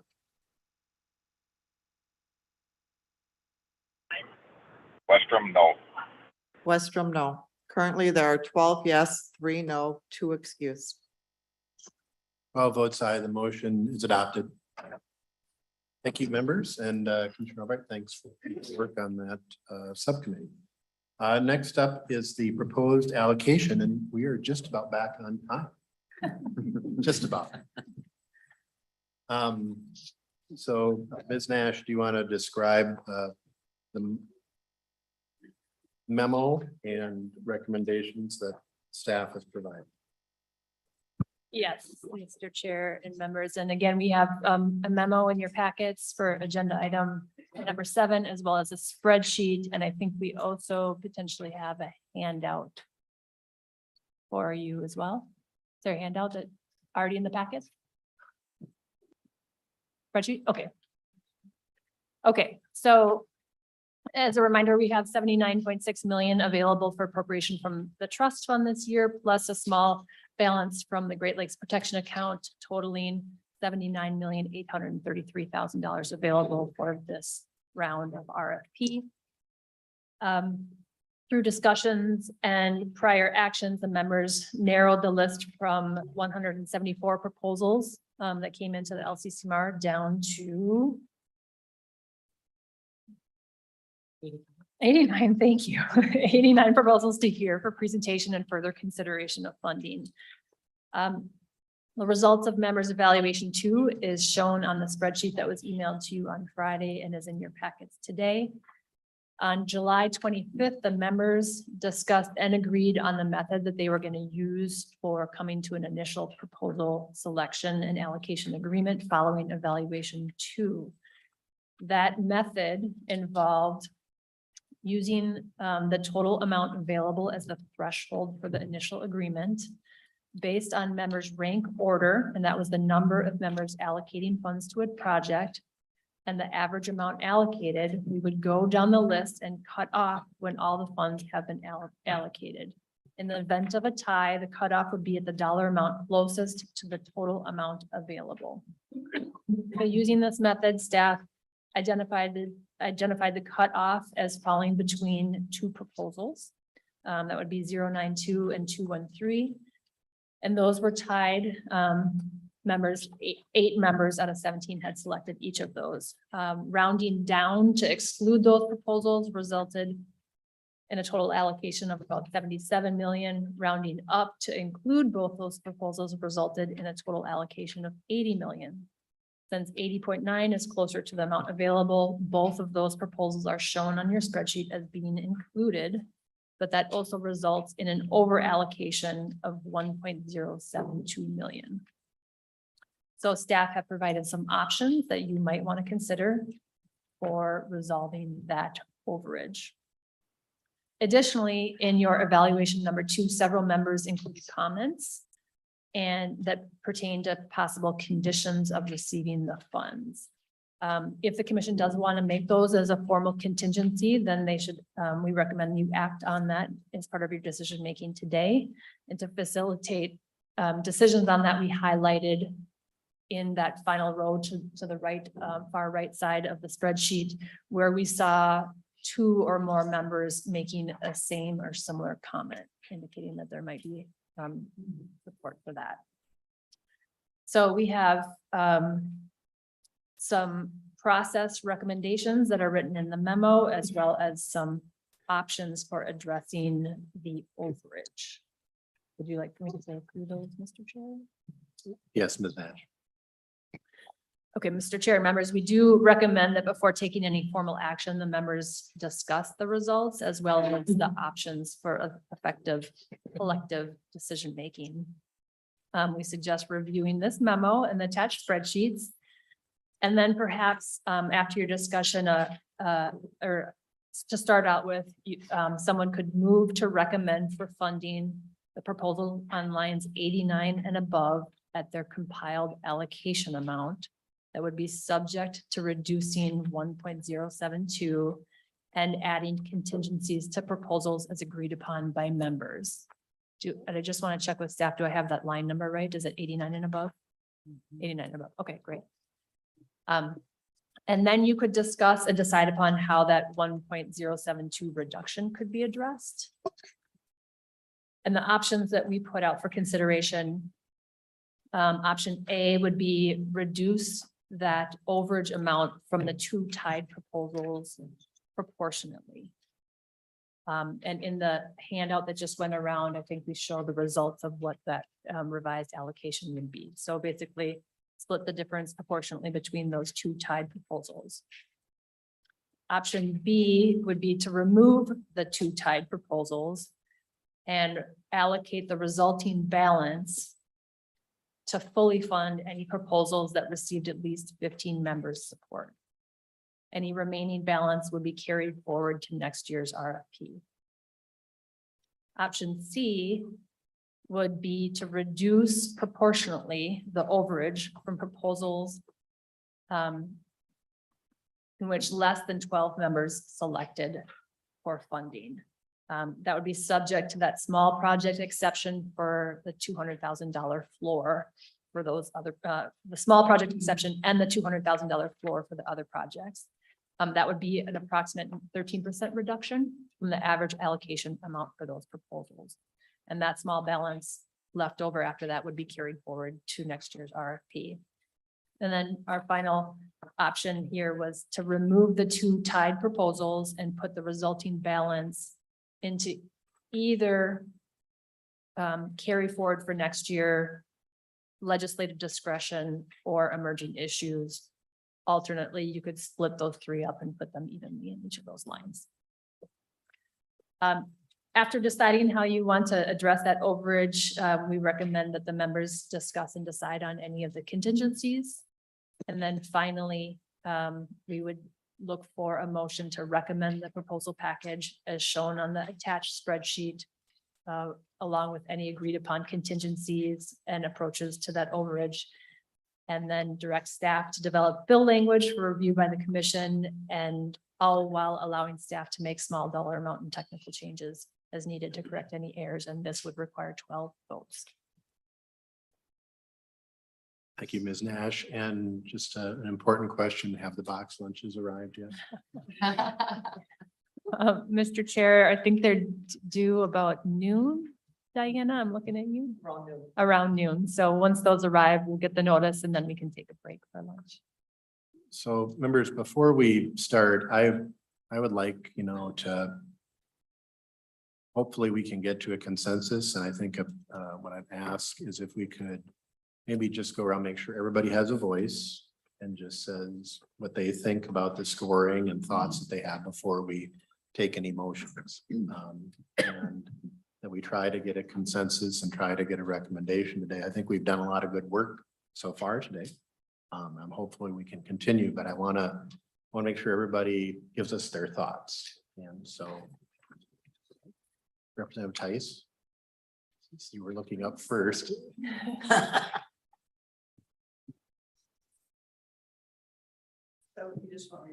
Yeah, just what do you think, and any thoughts you have, or just on recommendations or projects or what's in front of us and what's.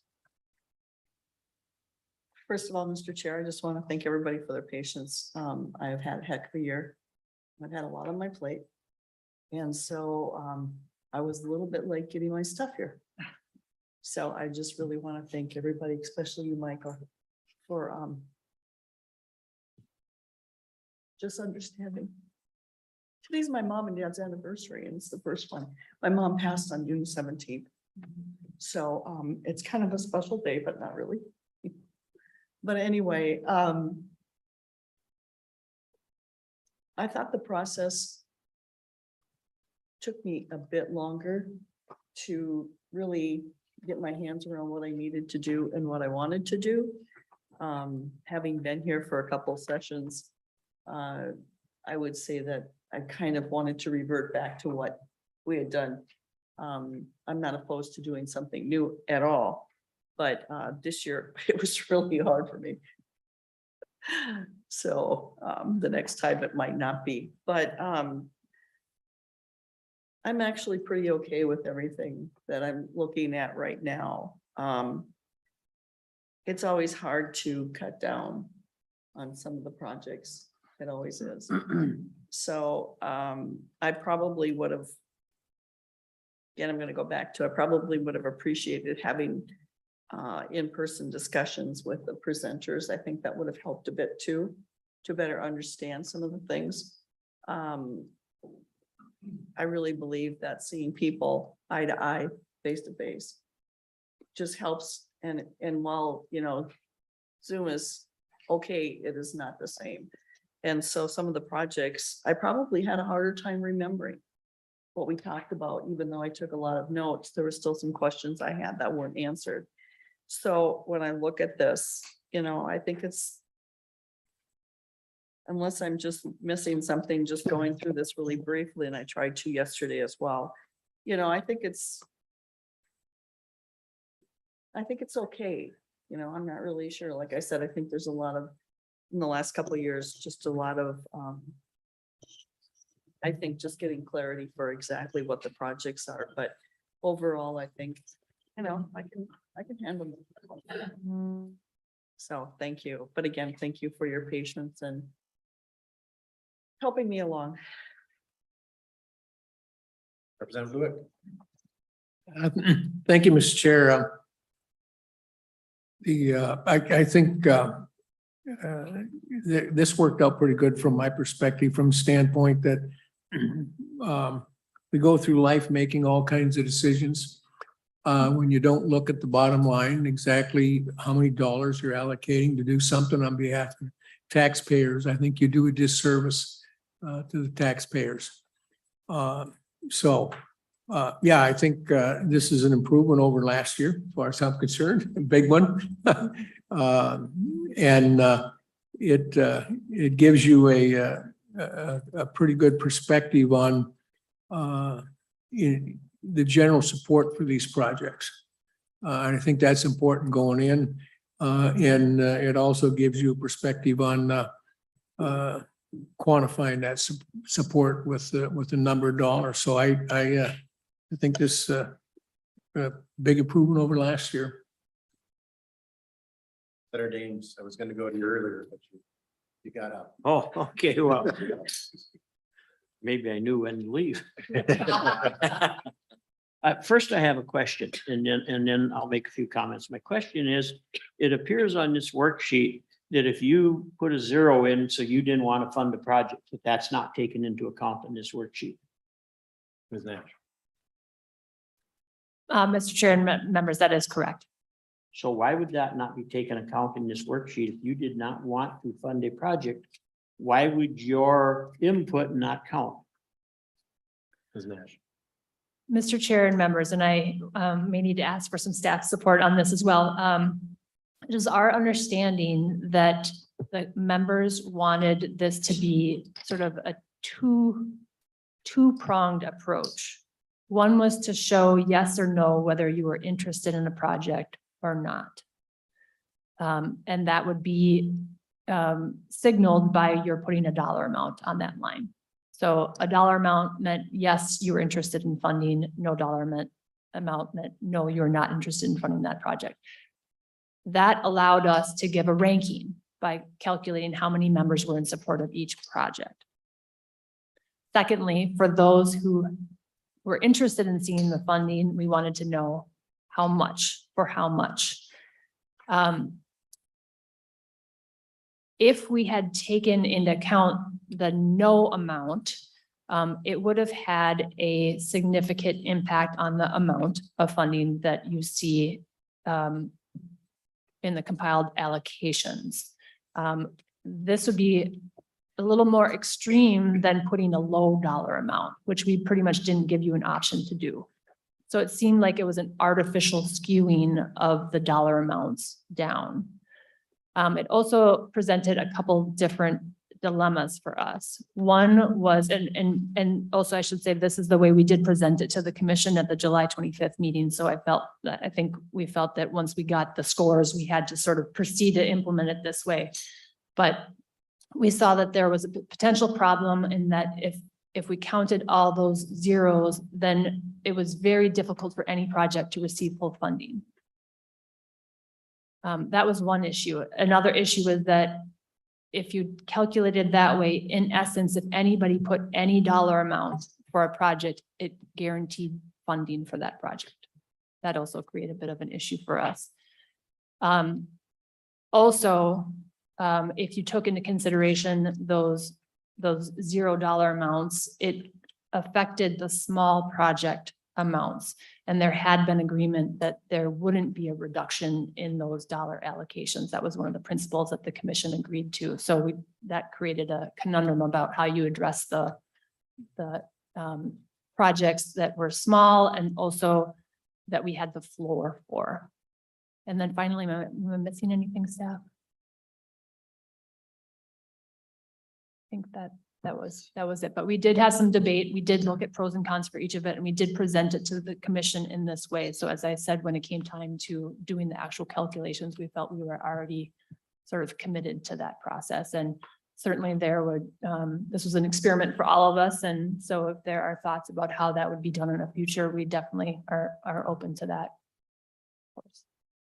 Senator Dames. Well, I'll just make a comment and I'll move on that it takes away the option for folks that don't want to spend money on certain projects. You take them out of the ball game, and I think that's what it was designed to do, but I'll leave it at that. We'll talk about that another time. But as far as how we're going to deal with the $1 million, my suggestion would be is to take that off the top, say 10 or 15 high projects, the ones that are getting an awful lot of money, or take them from two areas, one the DNR and the other the university. Those two folks get a majority of the money. And if you don't want to do it that way, then take it off of the projects that are getting high dollars, the $3, $4, $5, $6 million projects. Take a percentage off of those, to get $1 million isn't going to take much, but that would be my thoughts. I'll leave it at that. Commissioner Reese. Thank you, Mr. Chair. I echo the comments of Senator Dames. And we agreed on that every allocation would be averaged and zero is an allocation. And so I believe that was the agreement from July 27th. I read it, I reread it, and it said every allocation will be averaged and zero is an allocation. And, when we began this process, the framing of it was relayed to us as that we want to, before we enter this, we want to have an agreement on how this is done. And so I went into the scoring with the understanding that zero allocation would be averaged into this final score. And clearly it was not. And it was not brought up to the members during the scoring that this was going to be the way it was going to be approached.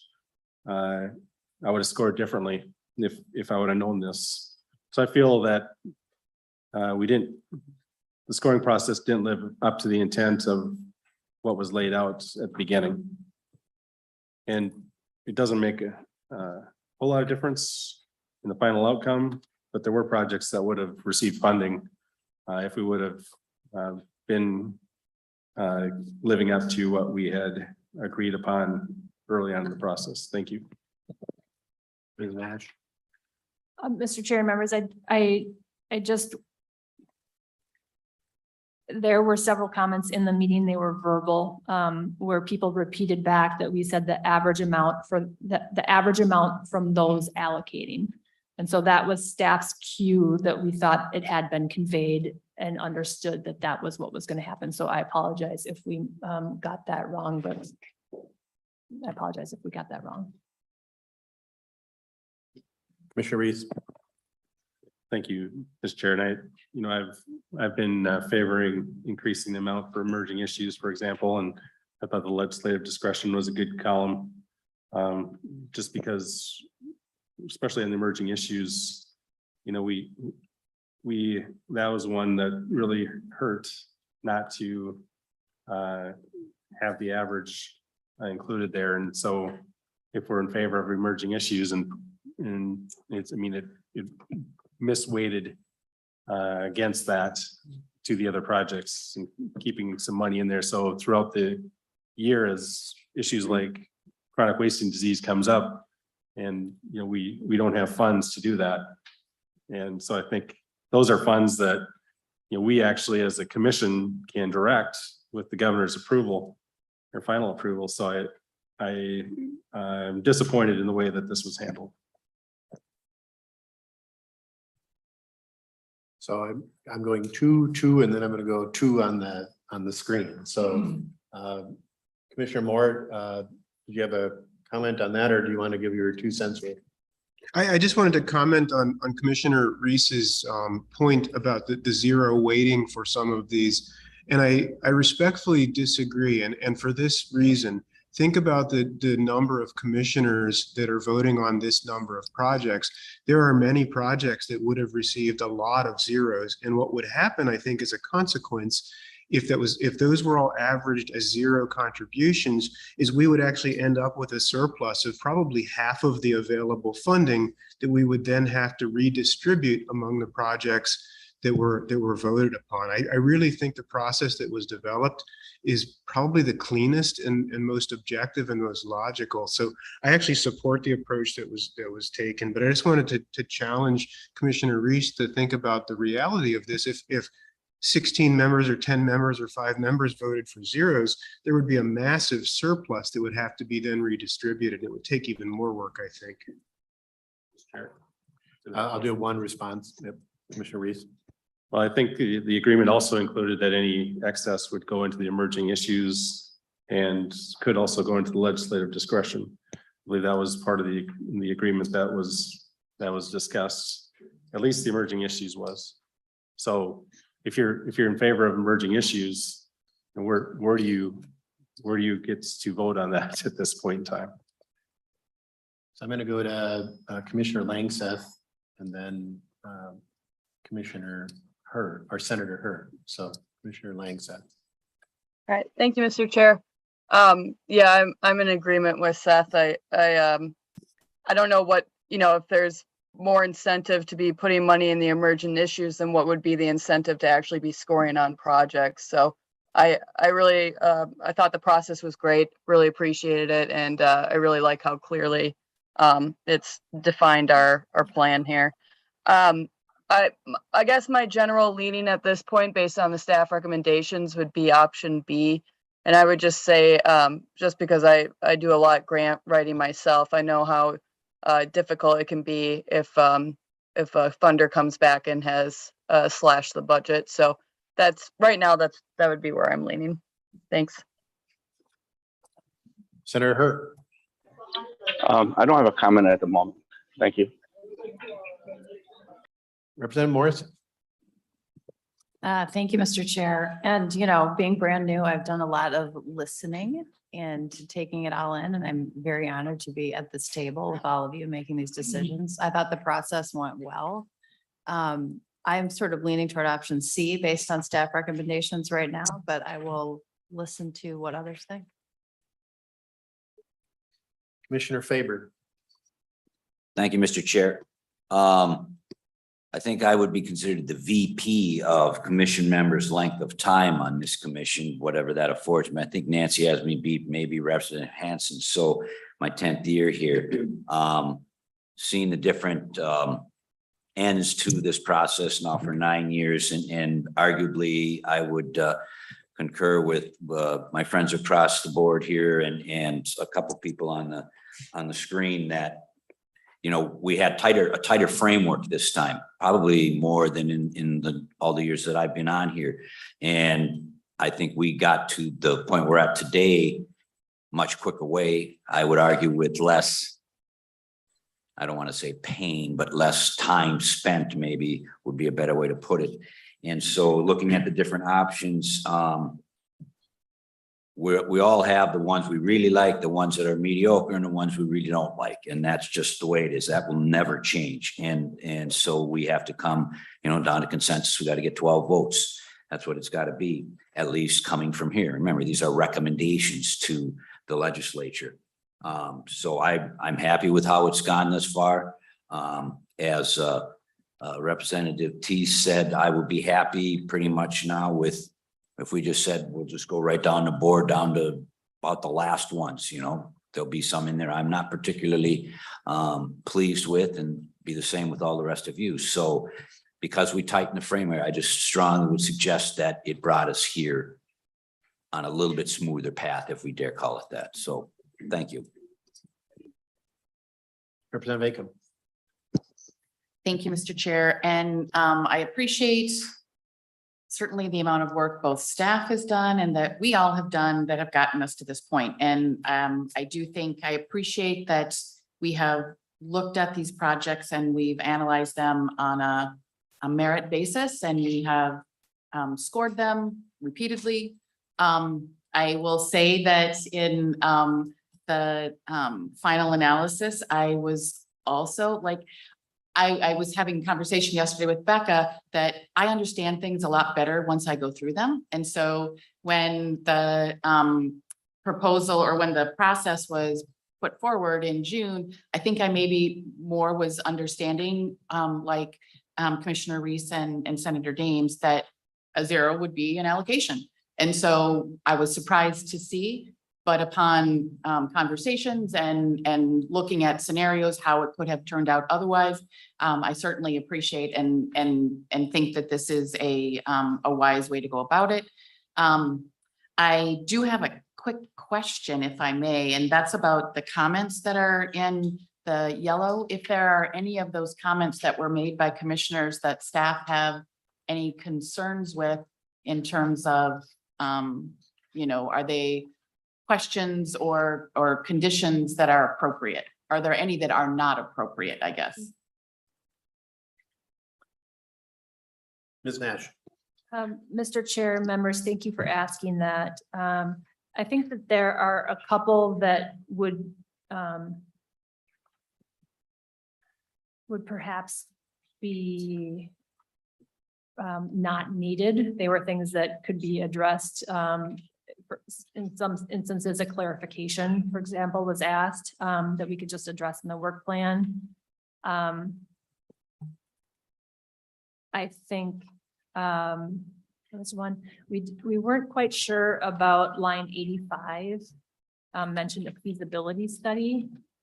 And I may have missed something during the presentations, but we weren't quite sure where that had come from or what kind of feasibility study would be needed. It seemed like from staff's perspective, a fairly straightforward need that has been demonstrated for that project. So I didn't know what the feasibility study was.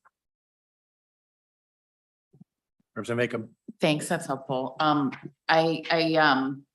I appreciate that. We can have that discussion when we get to that point. When we look at kind of the bottom line and how to allocate either an overage or an underage, I think that the scenario I'm leaning toward at this point is C. And I'm not normally one who likes to cut percentages off of projects, but I think it's just a few that it impacts. And so I think that's the maybe cleanest way to not have an impact on projects that received high merit scores and these were the lowest agreed upon projects. And so I'm leaning towards C. Thank you, Mr. Chair. Commissioner Peichel. Thank you, Mr. Chair. And I just want to say that I really appreciate everyone taking this exercise and really putting their effort into it. I know it's a lot, and I'm with Representative Lewick in that this is how we can go from sort of a score-based methodology to really recognizing that we're dealing with dollars in the trust fund here and allocating them appropriately. So I really do appreciate this process and thought it went very well. At least for my part, I understood it as Dr. Moore discussed in his comment, but I recognize where the concerns were with the emerging issues account. I had funds allocated there myself as well. And if I were to pick one of these options on the table, I think all four are just fantastic and staff did a great job pulling together these alternatives. I would go with B myself, but thinking about the emerging issues account, I like D in that way as well. The possibility that we just go with the projects that are fully funded up to a cutoff and then everything else goes to emerging. So I'm a huge fan. I appreciate everyone's effort with this because I think that it brought us to a point of consensus without even needing to really talk. We expressed ourselves through dollars, and I think that's a really great way to do it. Commissioner Moore. Thanks, Chair. I agree with Commissioner Peichel's comments almost wholeheartedly. I think this was a great process. It was a healthy process. I could live with any of the options that have currently been outlined. I also could live with the option that Commissioner Lewick suggested, where we simply take those funds off the top funded proposals. So at this point, I would probably lean towards Commissioner Lewick's suggestion, but I think we've done the hard work here, and I think we collectively should be proud about the fact that we kept an eye on the budgets, determined how this funding should be allocated, and I just cannot see how we could not come to a consensus on this, but I'm new in this commission and I guess I could stand to be proven incorrect. Senator Westrom.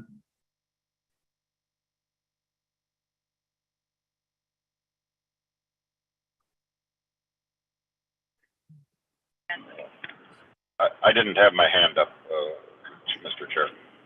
I dropped off, my phone dropped me. Tori, we're just going around the room, so I've been going one side of the table and then the next and then on to the virtual. So it's your turn on the virtual just to give your thoughts if you'd like, or you can listen and come back again. I'm just listening for now. I gotta catch up where we're at. I missed about 20 minutes. Okay, thank you. Commissioner Albrecht. Thank you, Mr. Chair. I like this process much better than what we did last year. I thought it was more discreet and in my brain and easier to understand that have this pot of money and I'm going to choose these projects and select based on the budget that I have been given. And so I'm very pleased with the outcome. I'm happy with the suggestions that staff has made. I like all of them. Haven't really settled in on which one I would support, but the process to me was much more clear and easier actually this year than last year. Thanks. Commissioner Gibson. Thank you, Mr. Chair. Having been here for a while, gosh, Dr. News. I really like the process because I think it helps us come to a conclusion and it prevents us from what happened last year. So I liked what we did. It made me look at the projects in a different way. And I will admit that I made that feasibility study comment. And the reason I made it is because they did not establish a need very clearly for me.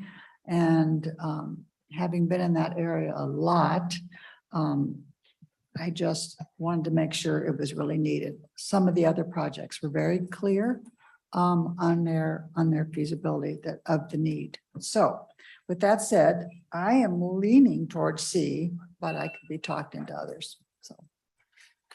Senator Dietzig. Thank you, Mr. Chair. And I want to thank everybody, all the different presenters. I think they did a fabulous job. I think we have a lot of projects here that are fabulous. As Senator Daines has said before, sometimes there's some that I like more than others, but it's a package and we work to find a package that we can all support. So hopefully we can do that today. I always tell people that sitting in LCCMR, it's like a college course because you learn so much every day. And we have so many, it just shows how much interesting things and how much research and great stuff is going on in this state. So again, thank you to all the presenters. I am, I'm open. I appreciate the options that staff has given to us. I'm open to them. I kind of like C. I do like the emerging issues, but I also know, and we have used the emerging issues in this count before. So I do appreciate that as emerging issues come up, but I also know the legislature when it wants. We have proven in the last 2 years that when we are motivated, we can actually fund emerging issues and when things are needed. So, some of that could go to the legislature and maybe we should do our job. So I'll just leave it at that. Before I go to Senator Westrom, a couple of questions. One is the Great Lakes account. And where there was, I think, a project that could be partially funded with the Great Lakes account. And what would the impact be if we provide, does that need to be in the motion or how do we handle expenditure of the Great Lakes account? Mr. Chair and members, I think it probably would be good to clarify that in the motion. I guess I would assume that we would use the remaining balance for the Great Lakes Protection Account on that project, and then any additional that is needed would be coming from ENRTF. But it would be nice if you pass that contingency to Could you state reinforce what that. project that is with the number? Sure, this would be project 2023-074. And the contingency would be that the Great Lakes Protection balance, account balance would be used for this project and the remaining balance would come from the ENRTF. This is line 29. Commissioner Reese. Thank you, Mr. Chair. I also, I was pretty harsh in my comments to the way this process worked out, but I did appreciate allocating by dollars, and I think that was a good way to vote. And if this is the process moving forward, I'm fine with that. Just, I think from the past, it's been kind of a moving target. And so if this is the way we want to proceed, then that's fine. It's just that we all need to agree upon it and understand it before going into the scoring. And that's my only point. Other comments. One is I provided a comment about the using the Science Museum documentary from the administrative budget. And maybe I'm just a little hypersensitive, but I would think, you know, particularly with the question of renewal on the horizon, that having the documentary be selected through administrative staff rather than a vote of the commission or of legislators to tell the story of the LCCMR, and that it come out of the administrative portion rather than as a recommendation of a project. I think it's really important to just be sensitive of any questions of conflict or promotional activities. So, and I think there's a way we could do it within transferring money or allocating it to the administrative budget. The downside is we haven't figured out the carryover for the administrative budget from the prior year. Ms. Nash had already mentioned that. So there may need to be, if the commission chose to do that, there may need to be a contingency set up for that amount of money. And then generally, I think of the proposals, I think if we punt things to the next RFP, we're really not doing our job. I'd rather, if there's an overage, that it goes to the emerging issues or it goes to the administrative budget to do just what I just mentioned, so that we could have that clarity. You know, on the legislative direction, I think we mentioned several meetings ago that it's very likely there always are cancellations. In the last 3 cycles, I think we've appropriated those allocations, and I can just speak for myself. If I'm here, I think that's appropriate. If there's cancellations, that we find out at the end of the session that there's money available, that we can do that. And I think Senator Westrom has been supportive of that as the past. There are good projects in here. There's some projects I know I gave zeros to Senator Dames, but that's the compromise of putting it all together. And I think we're very close. You know, I'm not sure what the best motion is, maybe B or C or somewhere on there, but we're almost there on almost everything. It's just really dividing up that extra money, which we should be able to do. So those are my comments on it, and just process. We would vote today and then we would vote again on an actual bill in December. Is that correct, Ms. Nash? Mr. Chair, that is correct. Senator Westrom.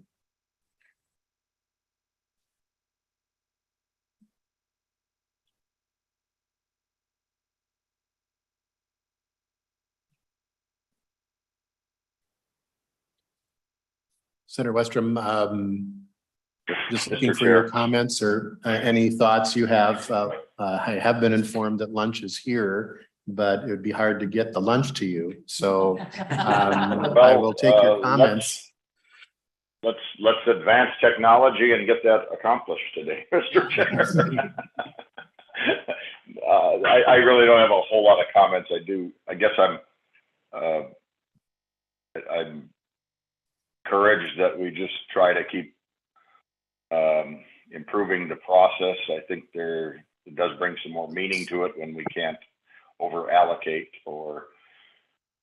but I think there's probably still some areas that we need to finesse in this because I guess I'm still kind of looking at this with an open mind and how do we kind of have the most meaningful response and impact by each of us as members.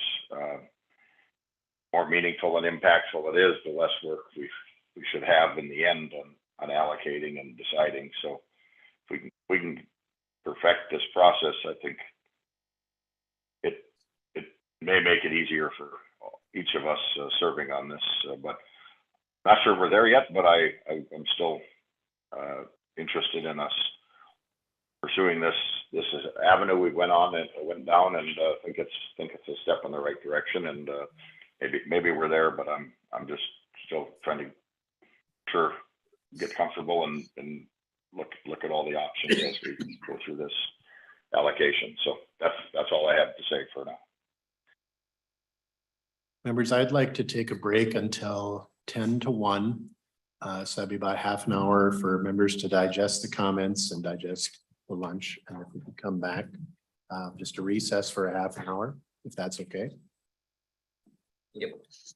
Move a recess for 30 minutes to reconvene at 10 to 1. And Becca, where is the snacks? Lunch, Diana, is it right outside?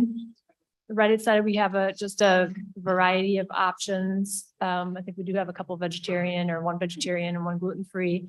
We have to keep it out of this room though. Oh. And then we also have some lunches. Oh, sorry. We're all walking. Yes, we have to eat outside. So. We are in recess. The drinks, we just have some canned water and those drinks are on the way. No. I haven't.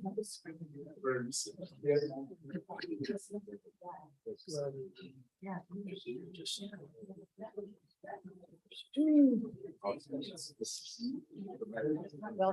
Well, here was my. I kind of actually.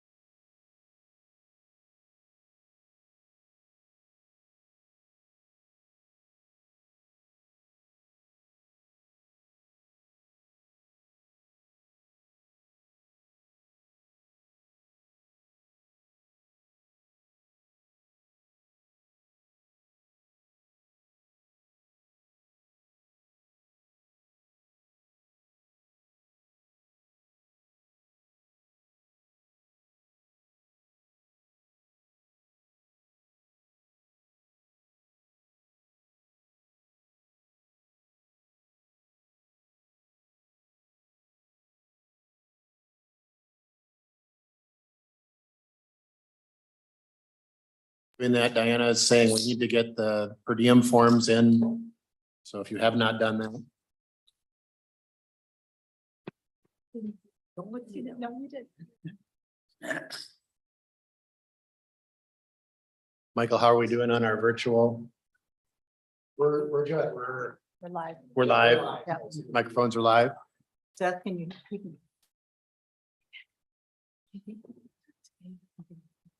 Photo of the members and. Representative Akam is suggesting we get a group photo after adjournment today. So don't run away. Yeah, so hang on, just, it'll go really quick. Yeah, I with this promise. bunch. So we are live. The meeting will come back to order, members. We have in front of us allocations, and to get started, I would ask that maybe we just entertain a motion on the Great Lakes appropriation, so that we could have that as a clear, that's not part of the NRTF, but if we could maybe get a success right out of the box. So Commissioner Gibson. I will make that motion to include the Great Lakes Protection Fund. I think it is $189,000 in some sense. Ms. Nash, you want to cite the project? Mr. Chair and members, this is line 29, project 2023-074. And perhaps we should just say would use the balance of the Great Lakes Protection Account for this project, and then any remaining balance would be from the Environment and Natural Resources Trust Fund. Okay. Commissioner Gibson moves. Is there any discussion? Senator Dames. Why are we signaling that one out? Commissioner Dames, I was thinking it's a different set pot of money. It's a Great Lakes Fund money, and it's not ENRTF. So So was that included in our running total here? yes. Okay. Clerk will take the roll. Hanson, Aye. Hanson, yes. Ingebrigtsen excused. Akram, Yes. Akram, yes. Albrecht, Yes. Albrecht, yes. Dames, Yes. Dames, yes. D-Stick, Yes. D-Stick, yes. Favor, Favor, aye. Favor, yes. Gibson, Yes. Gibson, yes. Her is excused. Langseth, Langseth, yes. Langseth, yes. Lewick, Louis guy. Lewick, yes. Moore, Yes. Moore, yes. Morrison, Morrison, I. Morrison, yes. Pikel, Michael, yes. Pikel, yes. Reese, Reese, yes. Reese, yes. Tice, Aye. Tice, yes. Westrom. And it appears Westrom is excused also. Senator Hurd texted me. He was unable to get in. And Senator Westrom is here. Westrom. Westrom.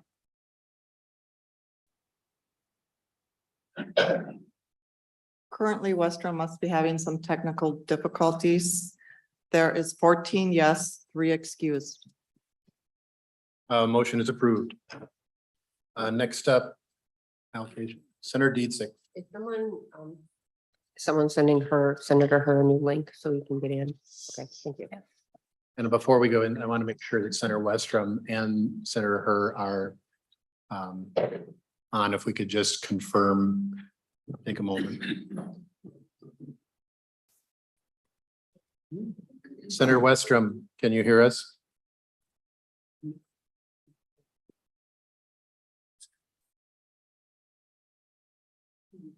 Senator Hurd, can you hear us? Yes, I can hear you. Yep, got a little trouble logging in. I hear Senator you Hurd, now. was it your intent to vote yes for that motion? Yeah, no, I just got in, so Okay, my apologies. Yeah. okay. Senator Westrom, can you hear us?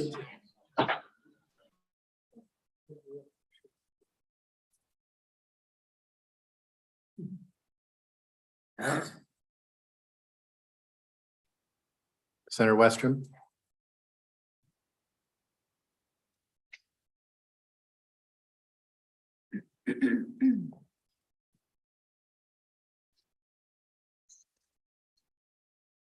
Senator Westrom. Senator Dietzig.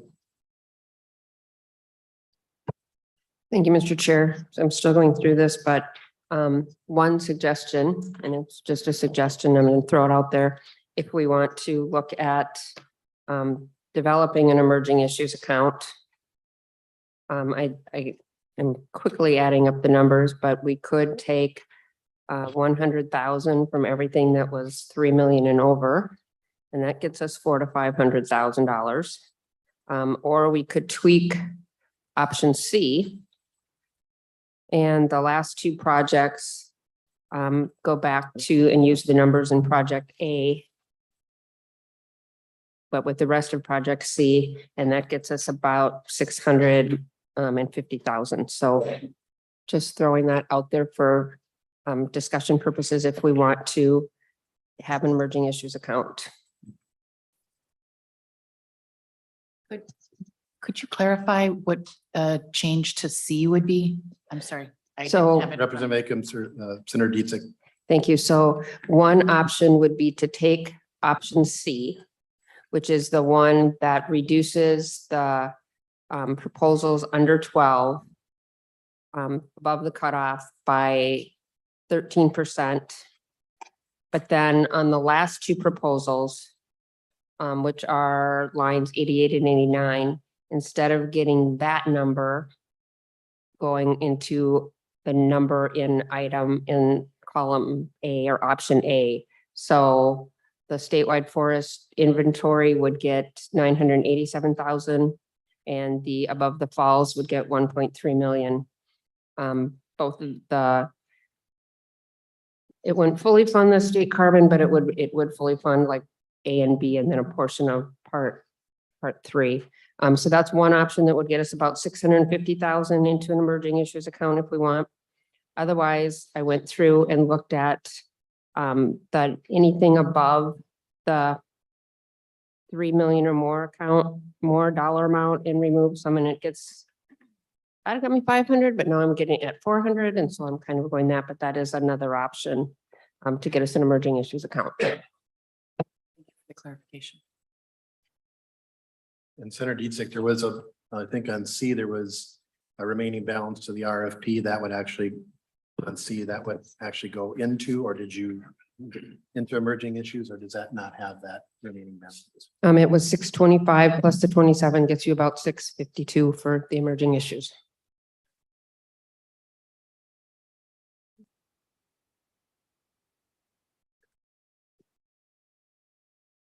Representative Aiken. Mr. Chair, I would like to move the proposal that Senator Dietzig just put forward, taking item C and changing it slightly to add an emerging issues category. So it's as Carrie just described. Is that enough of an explanation? Maybe Senator Dietzig, if you want to restate. All right, so then I'll clarify again. And so then Ms. Albright just asked, Commissioner Albright just asked, so the one back to that Representative Acomb was potentially making a motion on would be to take option C and then reduce the last two projects to the amount listed in A to get an additional 625 for an emerging issues account. And then to go back to the other option where you take money off of anything over 3 million. I had, if you do that, which Commissioner Albrecht just asked about, I'm looking at proposal A. And so that would be 100,000 from line 10, which is the local parks and trails.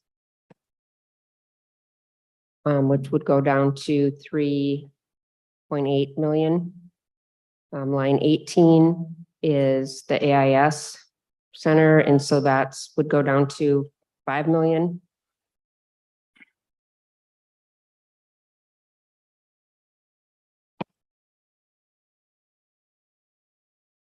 And then line 50, state parks and trails would go to 5 million. 5,020,000, to be exact.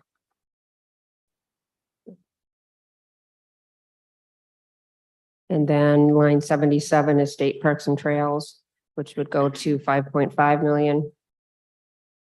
And so that got me to 400,000 for emerging issues account. Representative Acom, what your motion was? Yeah. Which one? It's two different. My motion is to adopt the modified C program to go back to the A column for the bottom two projects and use that money for an emerging issues. Commissioner Pickel. Thank you, Mr. Chair. So if I can restate to make sure I understand. Good luck with that. Option C, your motion is to use option C for line from the beginning down to line 87. And then for lines 88 and 89, use the values allocated under option A. And the balance, approximately $650,000 allocated to the Emerging Issues Fund. Okay, thank you.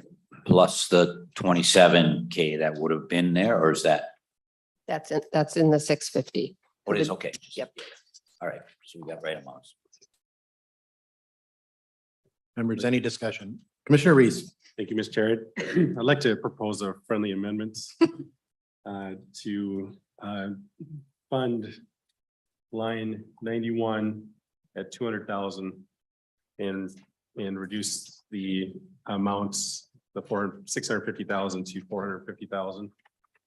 And the reason why I like to propose this is that if you were to actually put in the zero allocation or, zeros, that this project would have been funded. And it would have, the amount would have been roughly $145,000, the way it would have came out.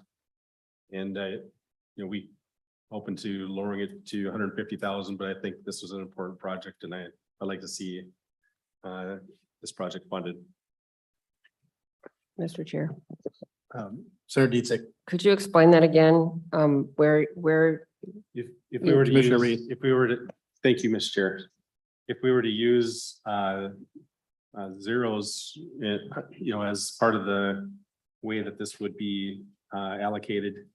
So you take, in this case, you would take the average amount from those that allocated would be 352,000.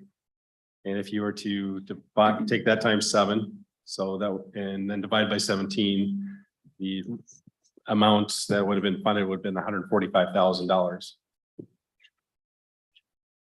And I guess I was just putting it up to the minimum at 200,000 like we had done with the other projects. So Commissioner Reese, your amendment is to fund the cover crops at 200,000 and the money would be taken from 7 different projects that would be shaved from. Could you state what those projects are? It'd be the same as what Senator Dietzick has offered. Essentially, we're taking it from the amount that's been developed for the emerging issues account. So the emerging issues account in the motion would not be necessarily 650, it would be in this 450 range. Commissioner Langseth to the amendment. I don't have a comment on the amendment piece here. I have a different question. Okay. Go ahead. Maybe this is a question for staff. Do we run the risk of, if we were to go option C, and be reducing from kind of some of the smaller, large projects, do we run the risk of people pulling out because of the reduction? Thank you. Ms. Nash. Mr. Chair and members, with the question about reducing the large projects? No. The small projects. So as usual, what would happen after the members make their decision is we would go back to the project managers and ask them to make sure that the project would still be feasible with the amount that is being recommended. At that time, they could either pull out, that would probably what would be happening. Then we come back to you in December and let you know that there's additional money available. I would tell you that in the history of LCCMR, we only know of a very few instances of that actually occurring. To the amendment. Commissioner Piker. Thank you, Mr. Chair. I want to speak in opposition to the amendment. I believe that we have an adequate compromise with this CA combination, and funding the emerging issues account is, I think, more important than adding another project that did not receive sufficient support to the list. Thank you. Commissioner Reese. Thank you, Mr. Chair. And I would disagree that it didn't receive adequate support. Seems like we're arbitrarily signing that it didn't receive adequate support based on the way that the allocation was perceived. If you were to do it as what I believe the allocation agreement was that zeros would have been counted, it would have received $145,000 at that point in time. And so I disagree with that premise, and I think that just merits funding. Senator Dames. Thank you, Mr. Chair, and I would speak on behalf of the amendment. I do think that this is a good project, and as I spoke earlier today, I don't think excluding the zeros was the right thing to do. Some of the comments made were that it would have so much, we'd have a lot of excess money. It never hurts to have excess money that could have been put back in the corpus. So with that said, I would support this amendment. Any further discussion? Senator Disick. Thank you. Thank you, Commissioner Reese, for the amendment, but I do have concerns on it because I think there are other projects above these numbers that weren't fully funded, that again got more people supported them, but they got bigger cuts. And so, I mean, you can make that argument of balancing out or zeroing out on a bunch of these to get different numbers. And I think once we start opening that up, we're going to be here all day. So partially for the sake of time, I'm going to vote against it. Commissioner Reese. I'll move this amendment then, Mr. Chair. I request a friendly amendment, but I believe it's important that we vote on this and recognizing that these numbers would have been changed. All these numbers would have been changed if all of us were to have better understood that how the allocation was going to be scored. And I think that was a failure on somewhere in the system.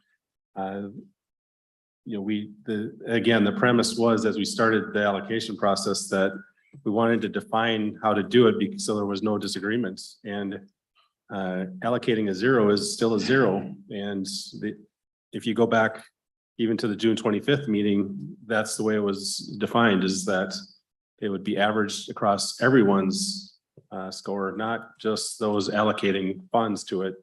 So I think if we're going to go down this road, that's fine for next year, but I think this is a small measure to account for what I believe was not conveyed correctly and taken into account correctly in the scoring process. Any further discussion? The clerk will take the roll on the amendment. Hanson, No. Hanson, no. Ingebrigtsen excused, Acom, No. Acom, no. Albrecht, Albright, no. Albrecht, no. Dames, Yes. Dames, yes. D-Stick, No. D-Stick, no. Faber, Faber, no. Faber, no. Gibson, No. Gibson, no. Her, No. Her, no.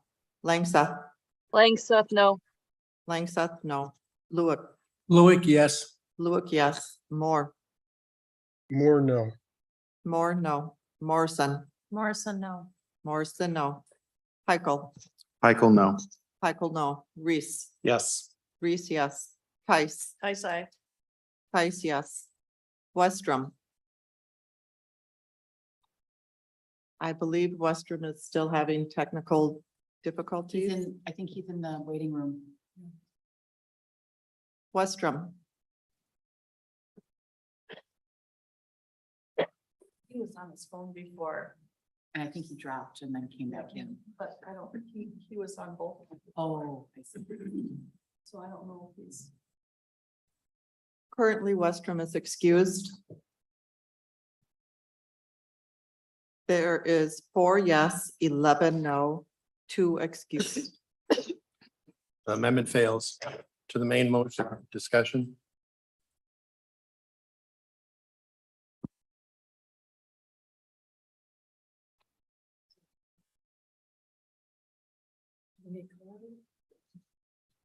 Commissioner Gibson. Thank you, Mr. Chair. I just want to make sure we have clarity on this amendment. So if either Senator Dietrich or Representative Acom could repeat it, so I don't care. Motion, the motion. The motion. Representative. Thank you, Mr. Chair. And so the motion is a hybrid of option C. It's reducing the 1, 2, 3, 4, 5, 6, 7, 8 projects by 13%. And I apologize. Let me start over. It's a modification of option C with the final 2 projects on lines 88 and 89 being funded at the amounts from option A, which then takes that money and puts it into an emerging issues account.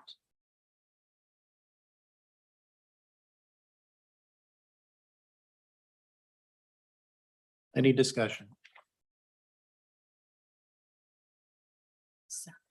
Oh, Commissioner Moore.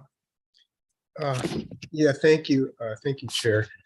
I just would ask the question before we vote on this motion. Wouldn't the earlier suggestion of taking that amount of funding off of the highest funded projects be a much smaller proportion for those particular projects and probably much easier to absorb for those project managers than a 13% reduction from a tier of projects that were in general funded at a lower level? Representative Acom. Okay, Thank now you. Thank you for the question. And I think from my perspective, the projects that got a greater amount of support from members, I think should be held more whole than those that didn't. So it's merit-based, which I think we have looked at for evaluations 1 and 2. And so this is in line with that merit-based formula and thinking. And so that's why I feel this is the appropriate path. Senator Dames. Well, thank you, Mr. Chair. I would tend to agree with the Commissioner Moore. And I understand where you're coming from. But we may have more people supported it, but they are getting a higher volume of dollars. And so I think it's easier to take some out of that higher volume of dollars. It is some of these projects that have lower volume of dollars. My assumption is, and I might be wrong, but I think the lower number of dollars, the less room there is to change things on the various activities that they're going to do versus a higher one. So I would support taking out of the higher end ones. In fact, I would make that an amendment to the motion.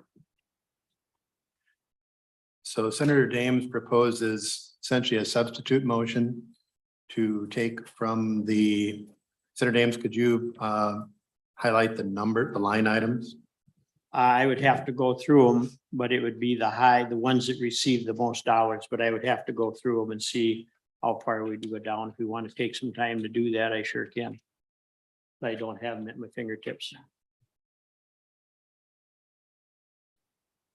Ms. Nash can maybe, so that is calling that a substitute motion rather than amendment. It would be on probably line 10, line 18.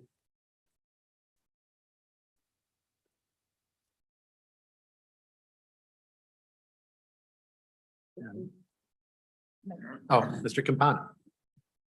Mr. Chair, it would be line 10, as you mentioned, which is local parks, trails and natural areas grant programs. Line 18, which would be developing research-based solutions to Minnesota's AIS problems. Will be line 50, Minnesota State Trails Development, and line 77, acquisition of state parks and trails in holdings.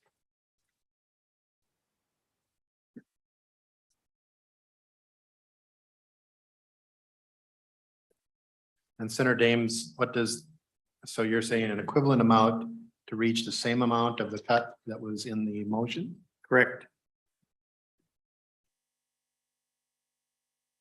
And Mr. Chair, Senator Dames. just to follow up, when we take a look at, like project number, line number 77, we're looking at $6 million. And I think it's easier for them to find a short work with less money. It just would depend on probably how much they were going to be able to buy or how much land they'd be able to buy or whatever with these higher dollars. So I think it just probably is going to treat the rest of the people fair if we do it that way.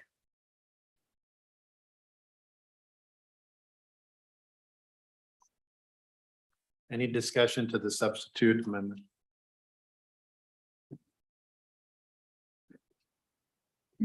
Representative Lewis. Yeah, I would support this amendment or change in the motion, simply because if you look at these bigger entities, they get a chunk of dollars, and then they've got all kinds of, like the procurement for in holdings. That's not just one big deal. That's all kinds of stuff. So they've got a lot more flexibility in what they're doing. And frankly, they're repeaters. They come back here every year for just about the same thing, where doing it this other way is going to impact a lot of smaller projects that don't have, that's their project, to do X, not to do the whole alphabet, like, trying to clean up in holdings. So this really, I think, is a much fairer way to go about this, and has a much less dramatic impact on these smaller projects that are just projects to do X, not a big soup sandwich to do a whole bunch of stuff in increments. Thank you. Commissioner Albright. Thank you, Mr. Chair. I just am seeking clarification. So I understand Commissioner Akeham's motion, which is C, with 88 and 89 at the option A level, with the balance going to emergent issue. But I don't understand what the Dames amendment is. Can you clarify that? Senator Dames. I guess I can basically be a delete all amendment. My language would replace the language in the original motion, and it would take it out of those we just talked about. Senator Dietzig, or Commissioner Albright, did you have that? So would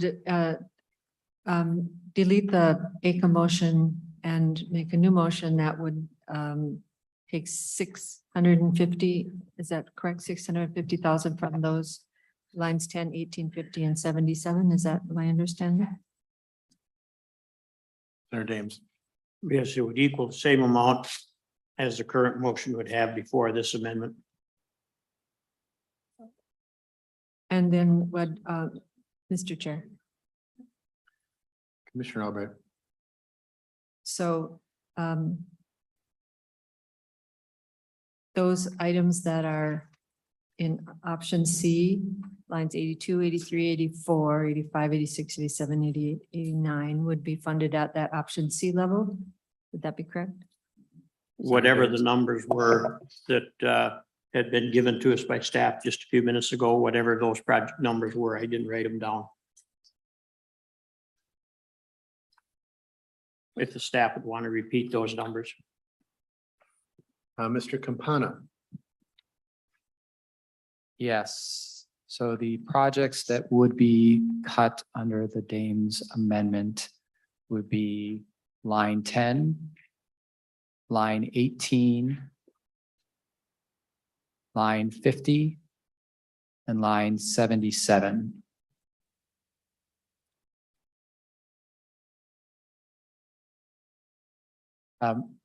We do have a question, however, about what is the starting point that we're cutting? Are we cutting from the average allocation amounts that is listed or from one of the options that were provided?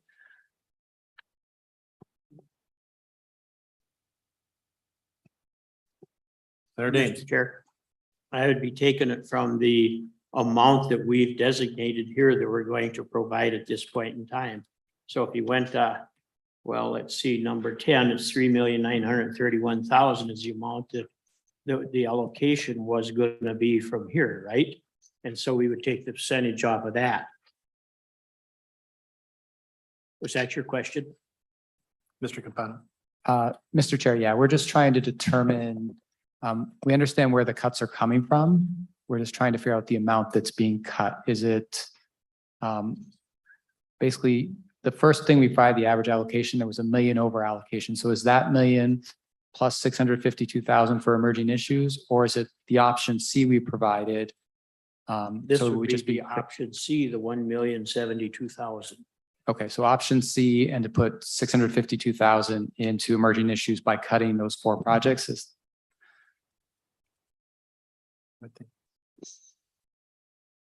It would need that to balance, right? You've got to balance. Yes, we would need that to balance it, yeah. And that's what, yeah.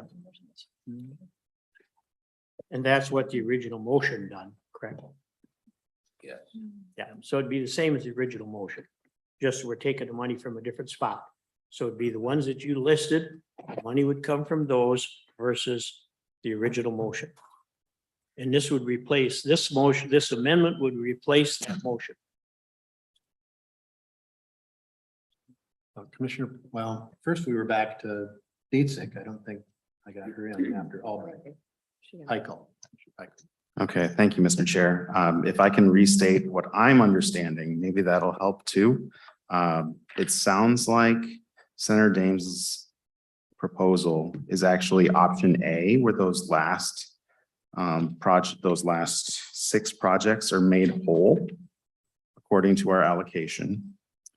And we still fund lines 88 and 89 at those numbers in option A. But that the amount for emerging issues, that 650,000, would be extracted from those 4 projects over 3 million in allocation. That's my understanding. Is that correct? That appears to be an easier way of saying it, I think. Yeah, if that's what, I'm just saying that it's coming out of those projects that were listed, so. Okay. Fortunately. Wasn't it 100,000? Mr. Chair, Commissioner Reese. I don't believe that's correct. I believe I heard that it would be C, reducing proportionally $1,072,000. And then lines 10, 18, 50, and 77 would each have roughly $268,000 subtracted from their balance. That was the intent. So you would not fully fund the last 2 projects. They would be also cut. Isn't there? What I'm gonna ask is, how about if we write this down? Yep. And that we just take a moment, write it down, make sure everybody's clear. I'm gonna just pause so we can do that. Senator Dames, so you can work with staff if you'd like. Mr. Chair, it's really simple. We're just blowing this out of, just let's make it simple. Yeah. All we need to do is repeat the motion that was on the floor. And then I will substitute again my amendment to that motion, and it'll be very clear.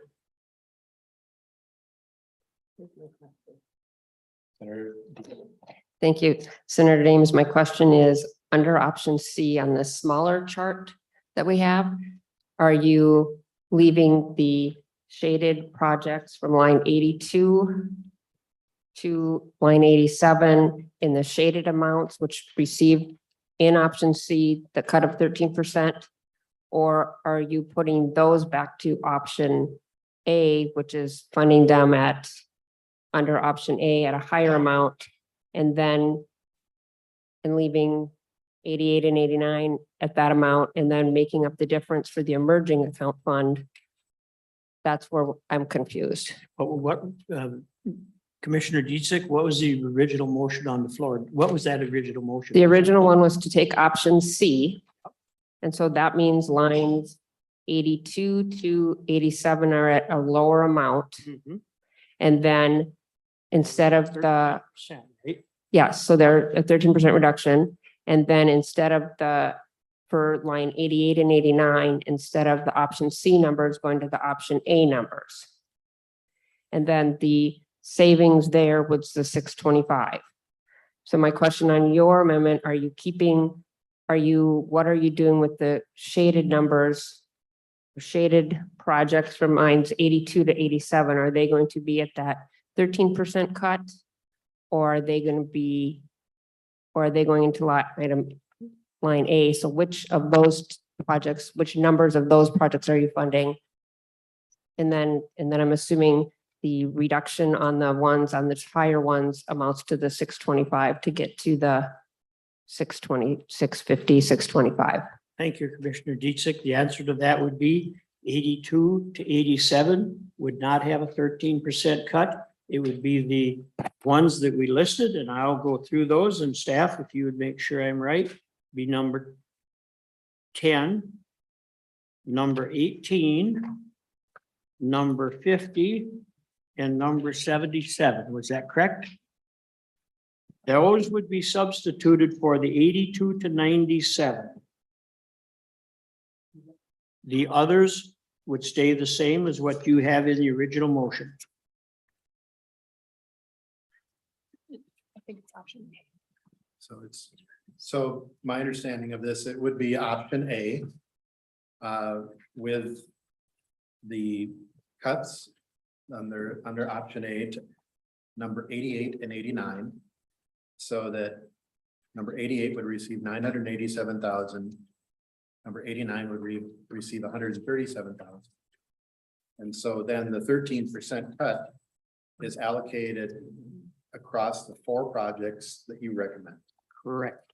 And so the following projects, just to be clear, would receive line 82 would receive 1,693,000. If that's what the original motion was, that's what it would be. And No, no, that's not. The original motion would have that being 1,473,000. Because it was line C. Or option C. So that's, I think, what Senator Dietrich's question is. Do you want those 82 to 87 to be in the first column, line A, option A, or in the third column, C? And Senator Dietrich, I think, is phoning a friend.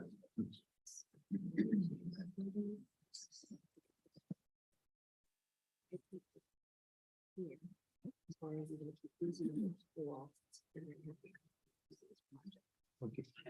The ones that you were gonna do, you were gonna do 82.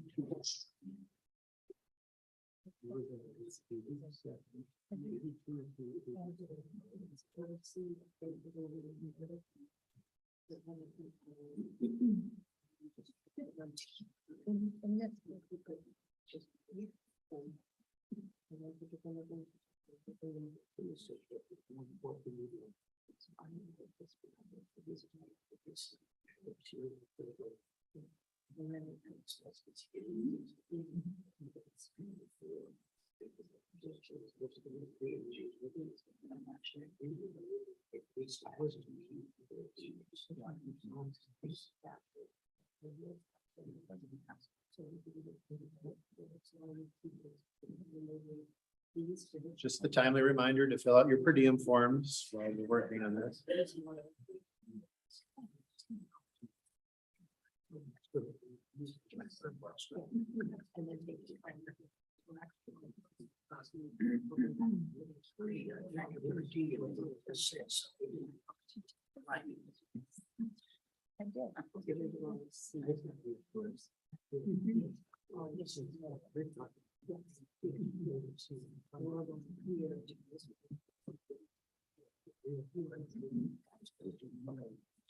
I think clarification, right? I was, when you were talking about A and C, I was thinking you were talking under item number 3.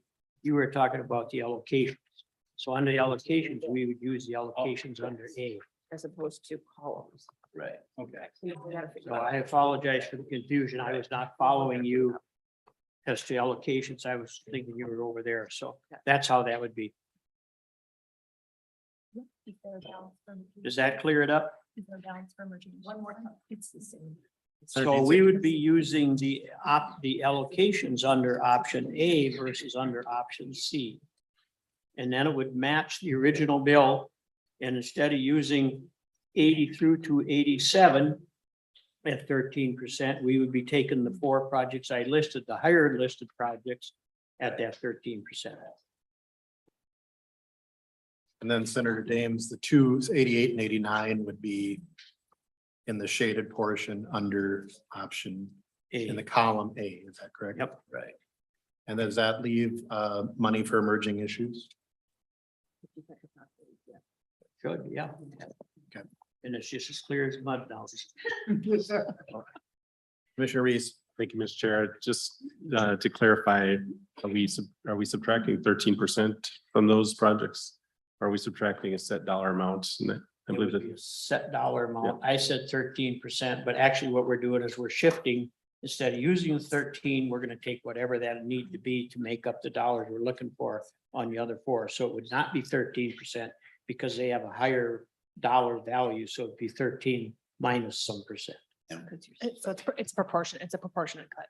And we're, sorry. Mr. Commissioner Chair. Faber. Thank you, Mr. Chair. So, and then we would end up with about 650K in the emerging issues fund being taken from those 4 projects instead of 82 through 87.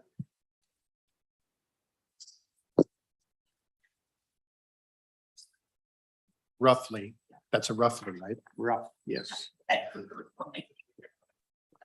Oh, loose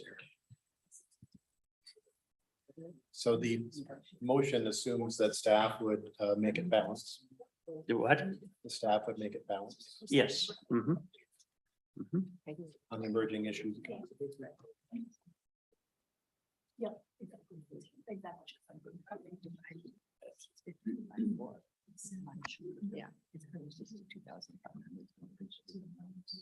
No.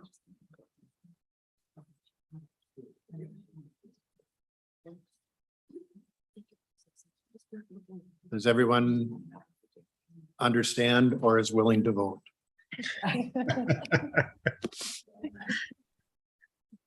I believe that this is a compromise and hopefully we can get strong support. Any further discussion? Commissioner Gibson. Thank you. So are we voting, are we voting on the ACOM motion? Are we voting on Senator Dames? If we are voting on Dames as a substitute motion, it would be considered the main motion as a substitute. It's not an amendment. It's a substitute. And then I would ask for a second vote, just so clear with the appropriate language. If this motion passes, then that would remove the ACOM motion because this would be a substitute and then it would, then we'd have a vote where we need all the boilerplate language and whatever we need, the boilerplate.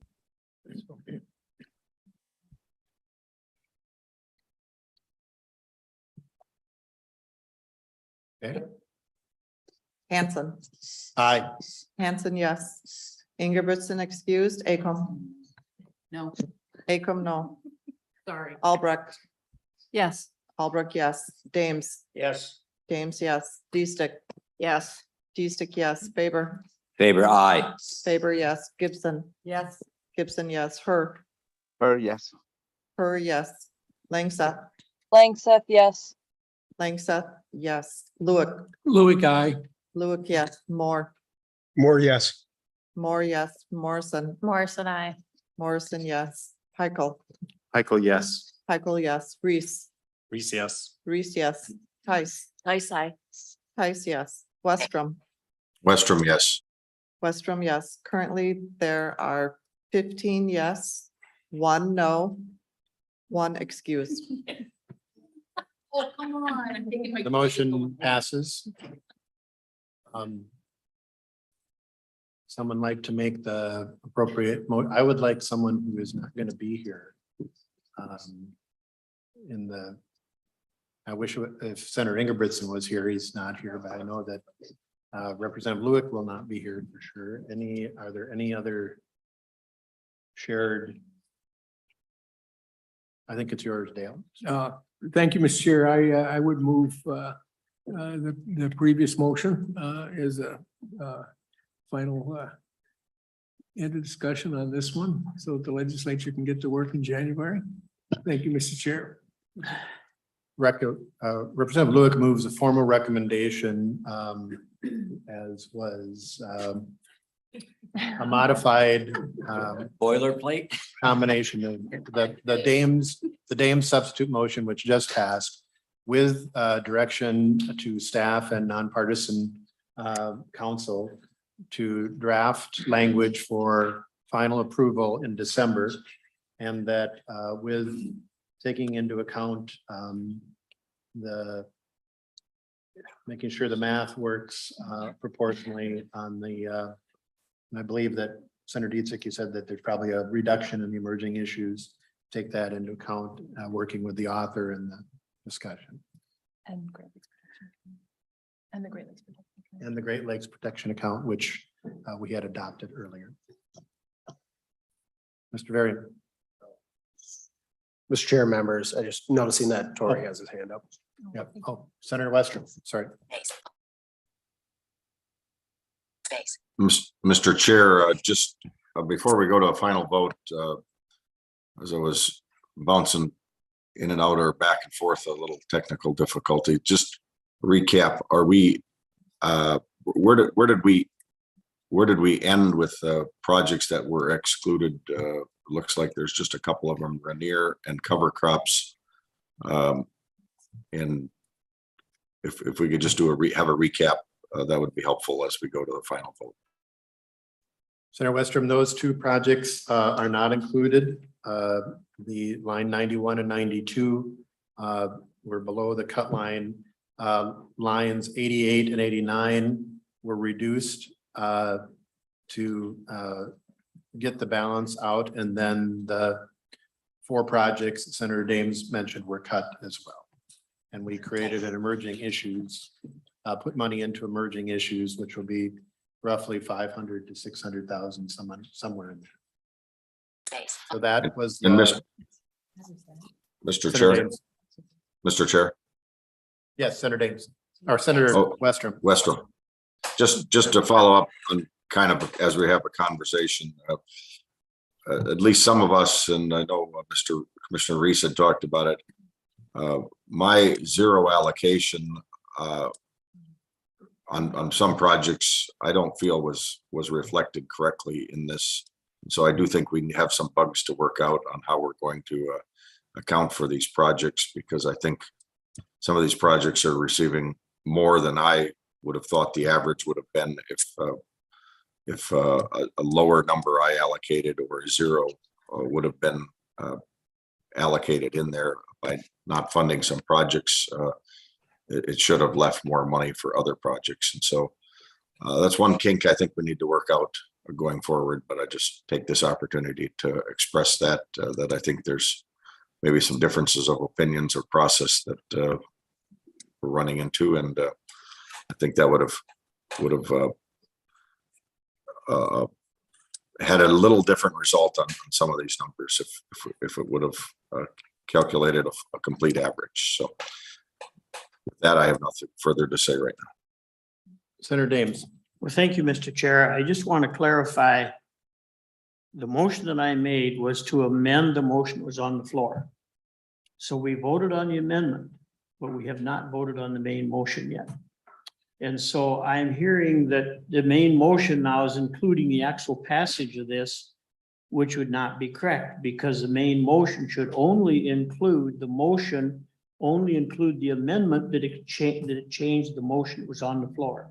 So we need to vote on that motion that amended Commissioner's motion.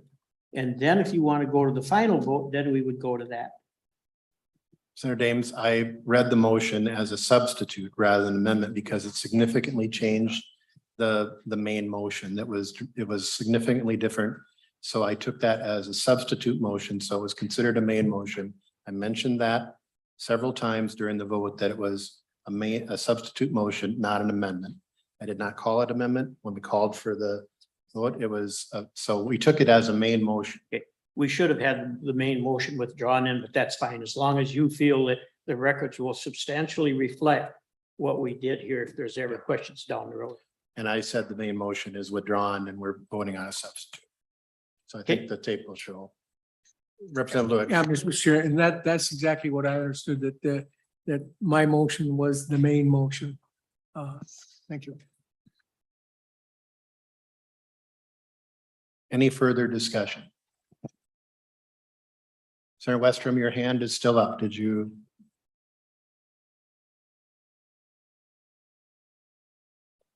I'll just raise one and maybe we can address this. Say that in again, December. Senator Chair Hansen. I didn't hear it. I just said your hand was up, so I wasn't sure if you had another question.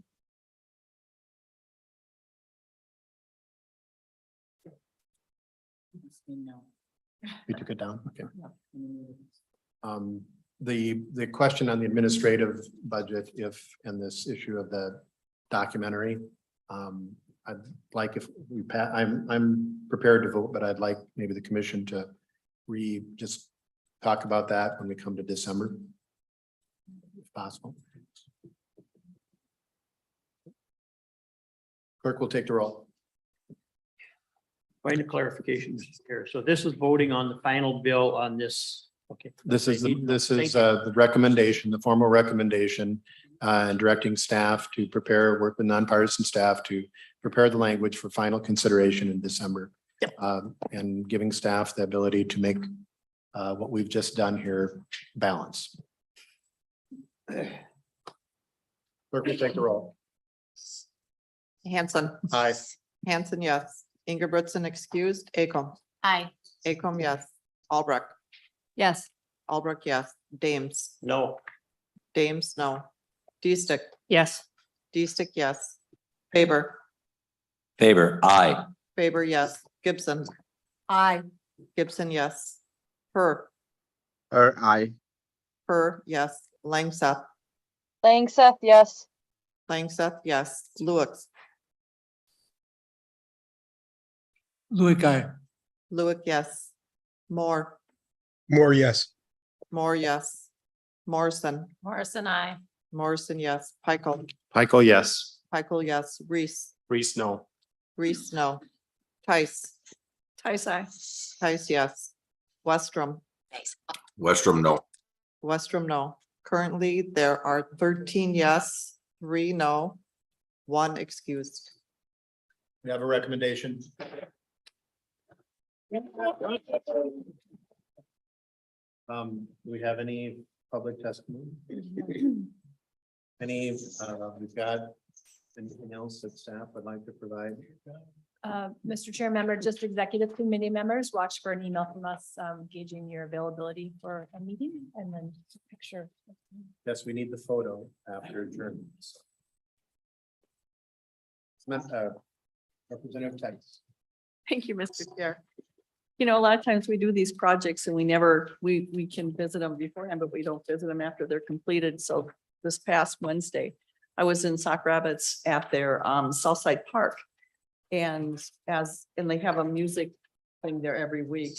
And as I'm talking to the city administrator, he's like, and thank you to LCCMR because you did this, you did this, you did this, you did this.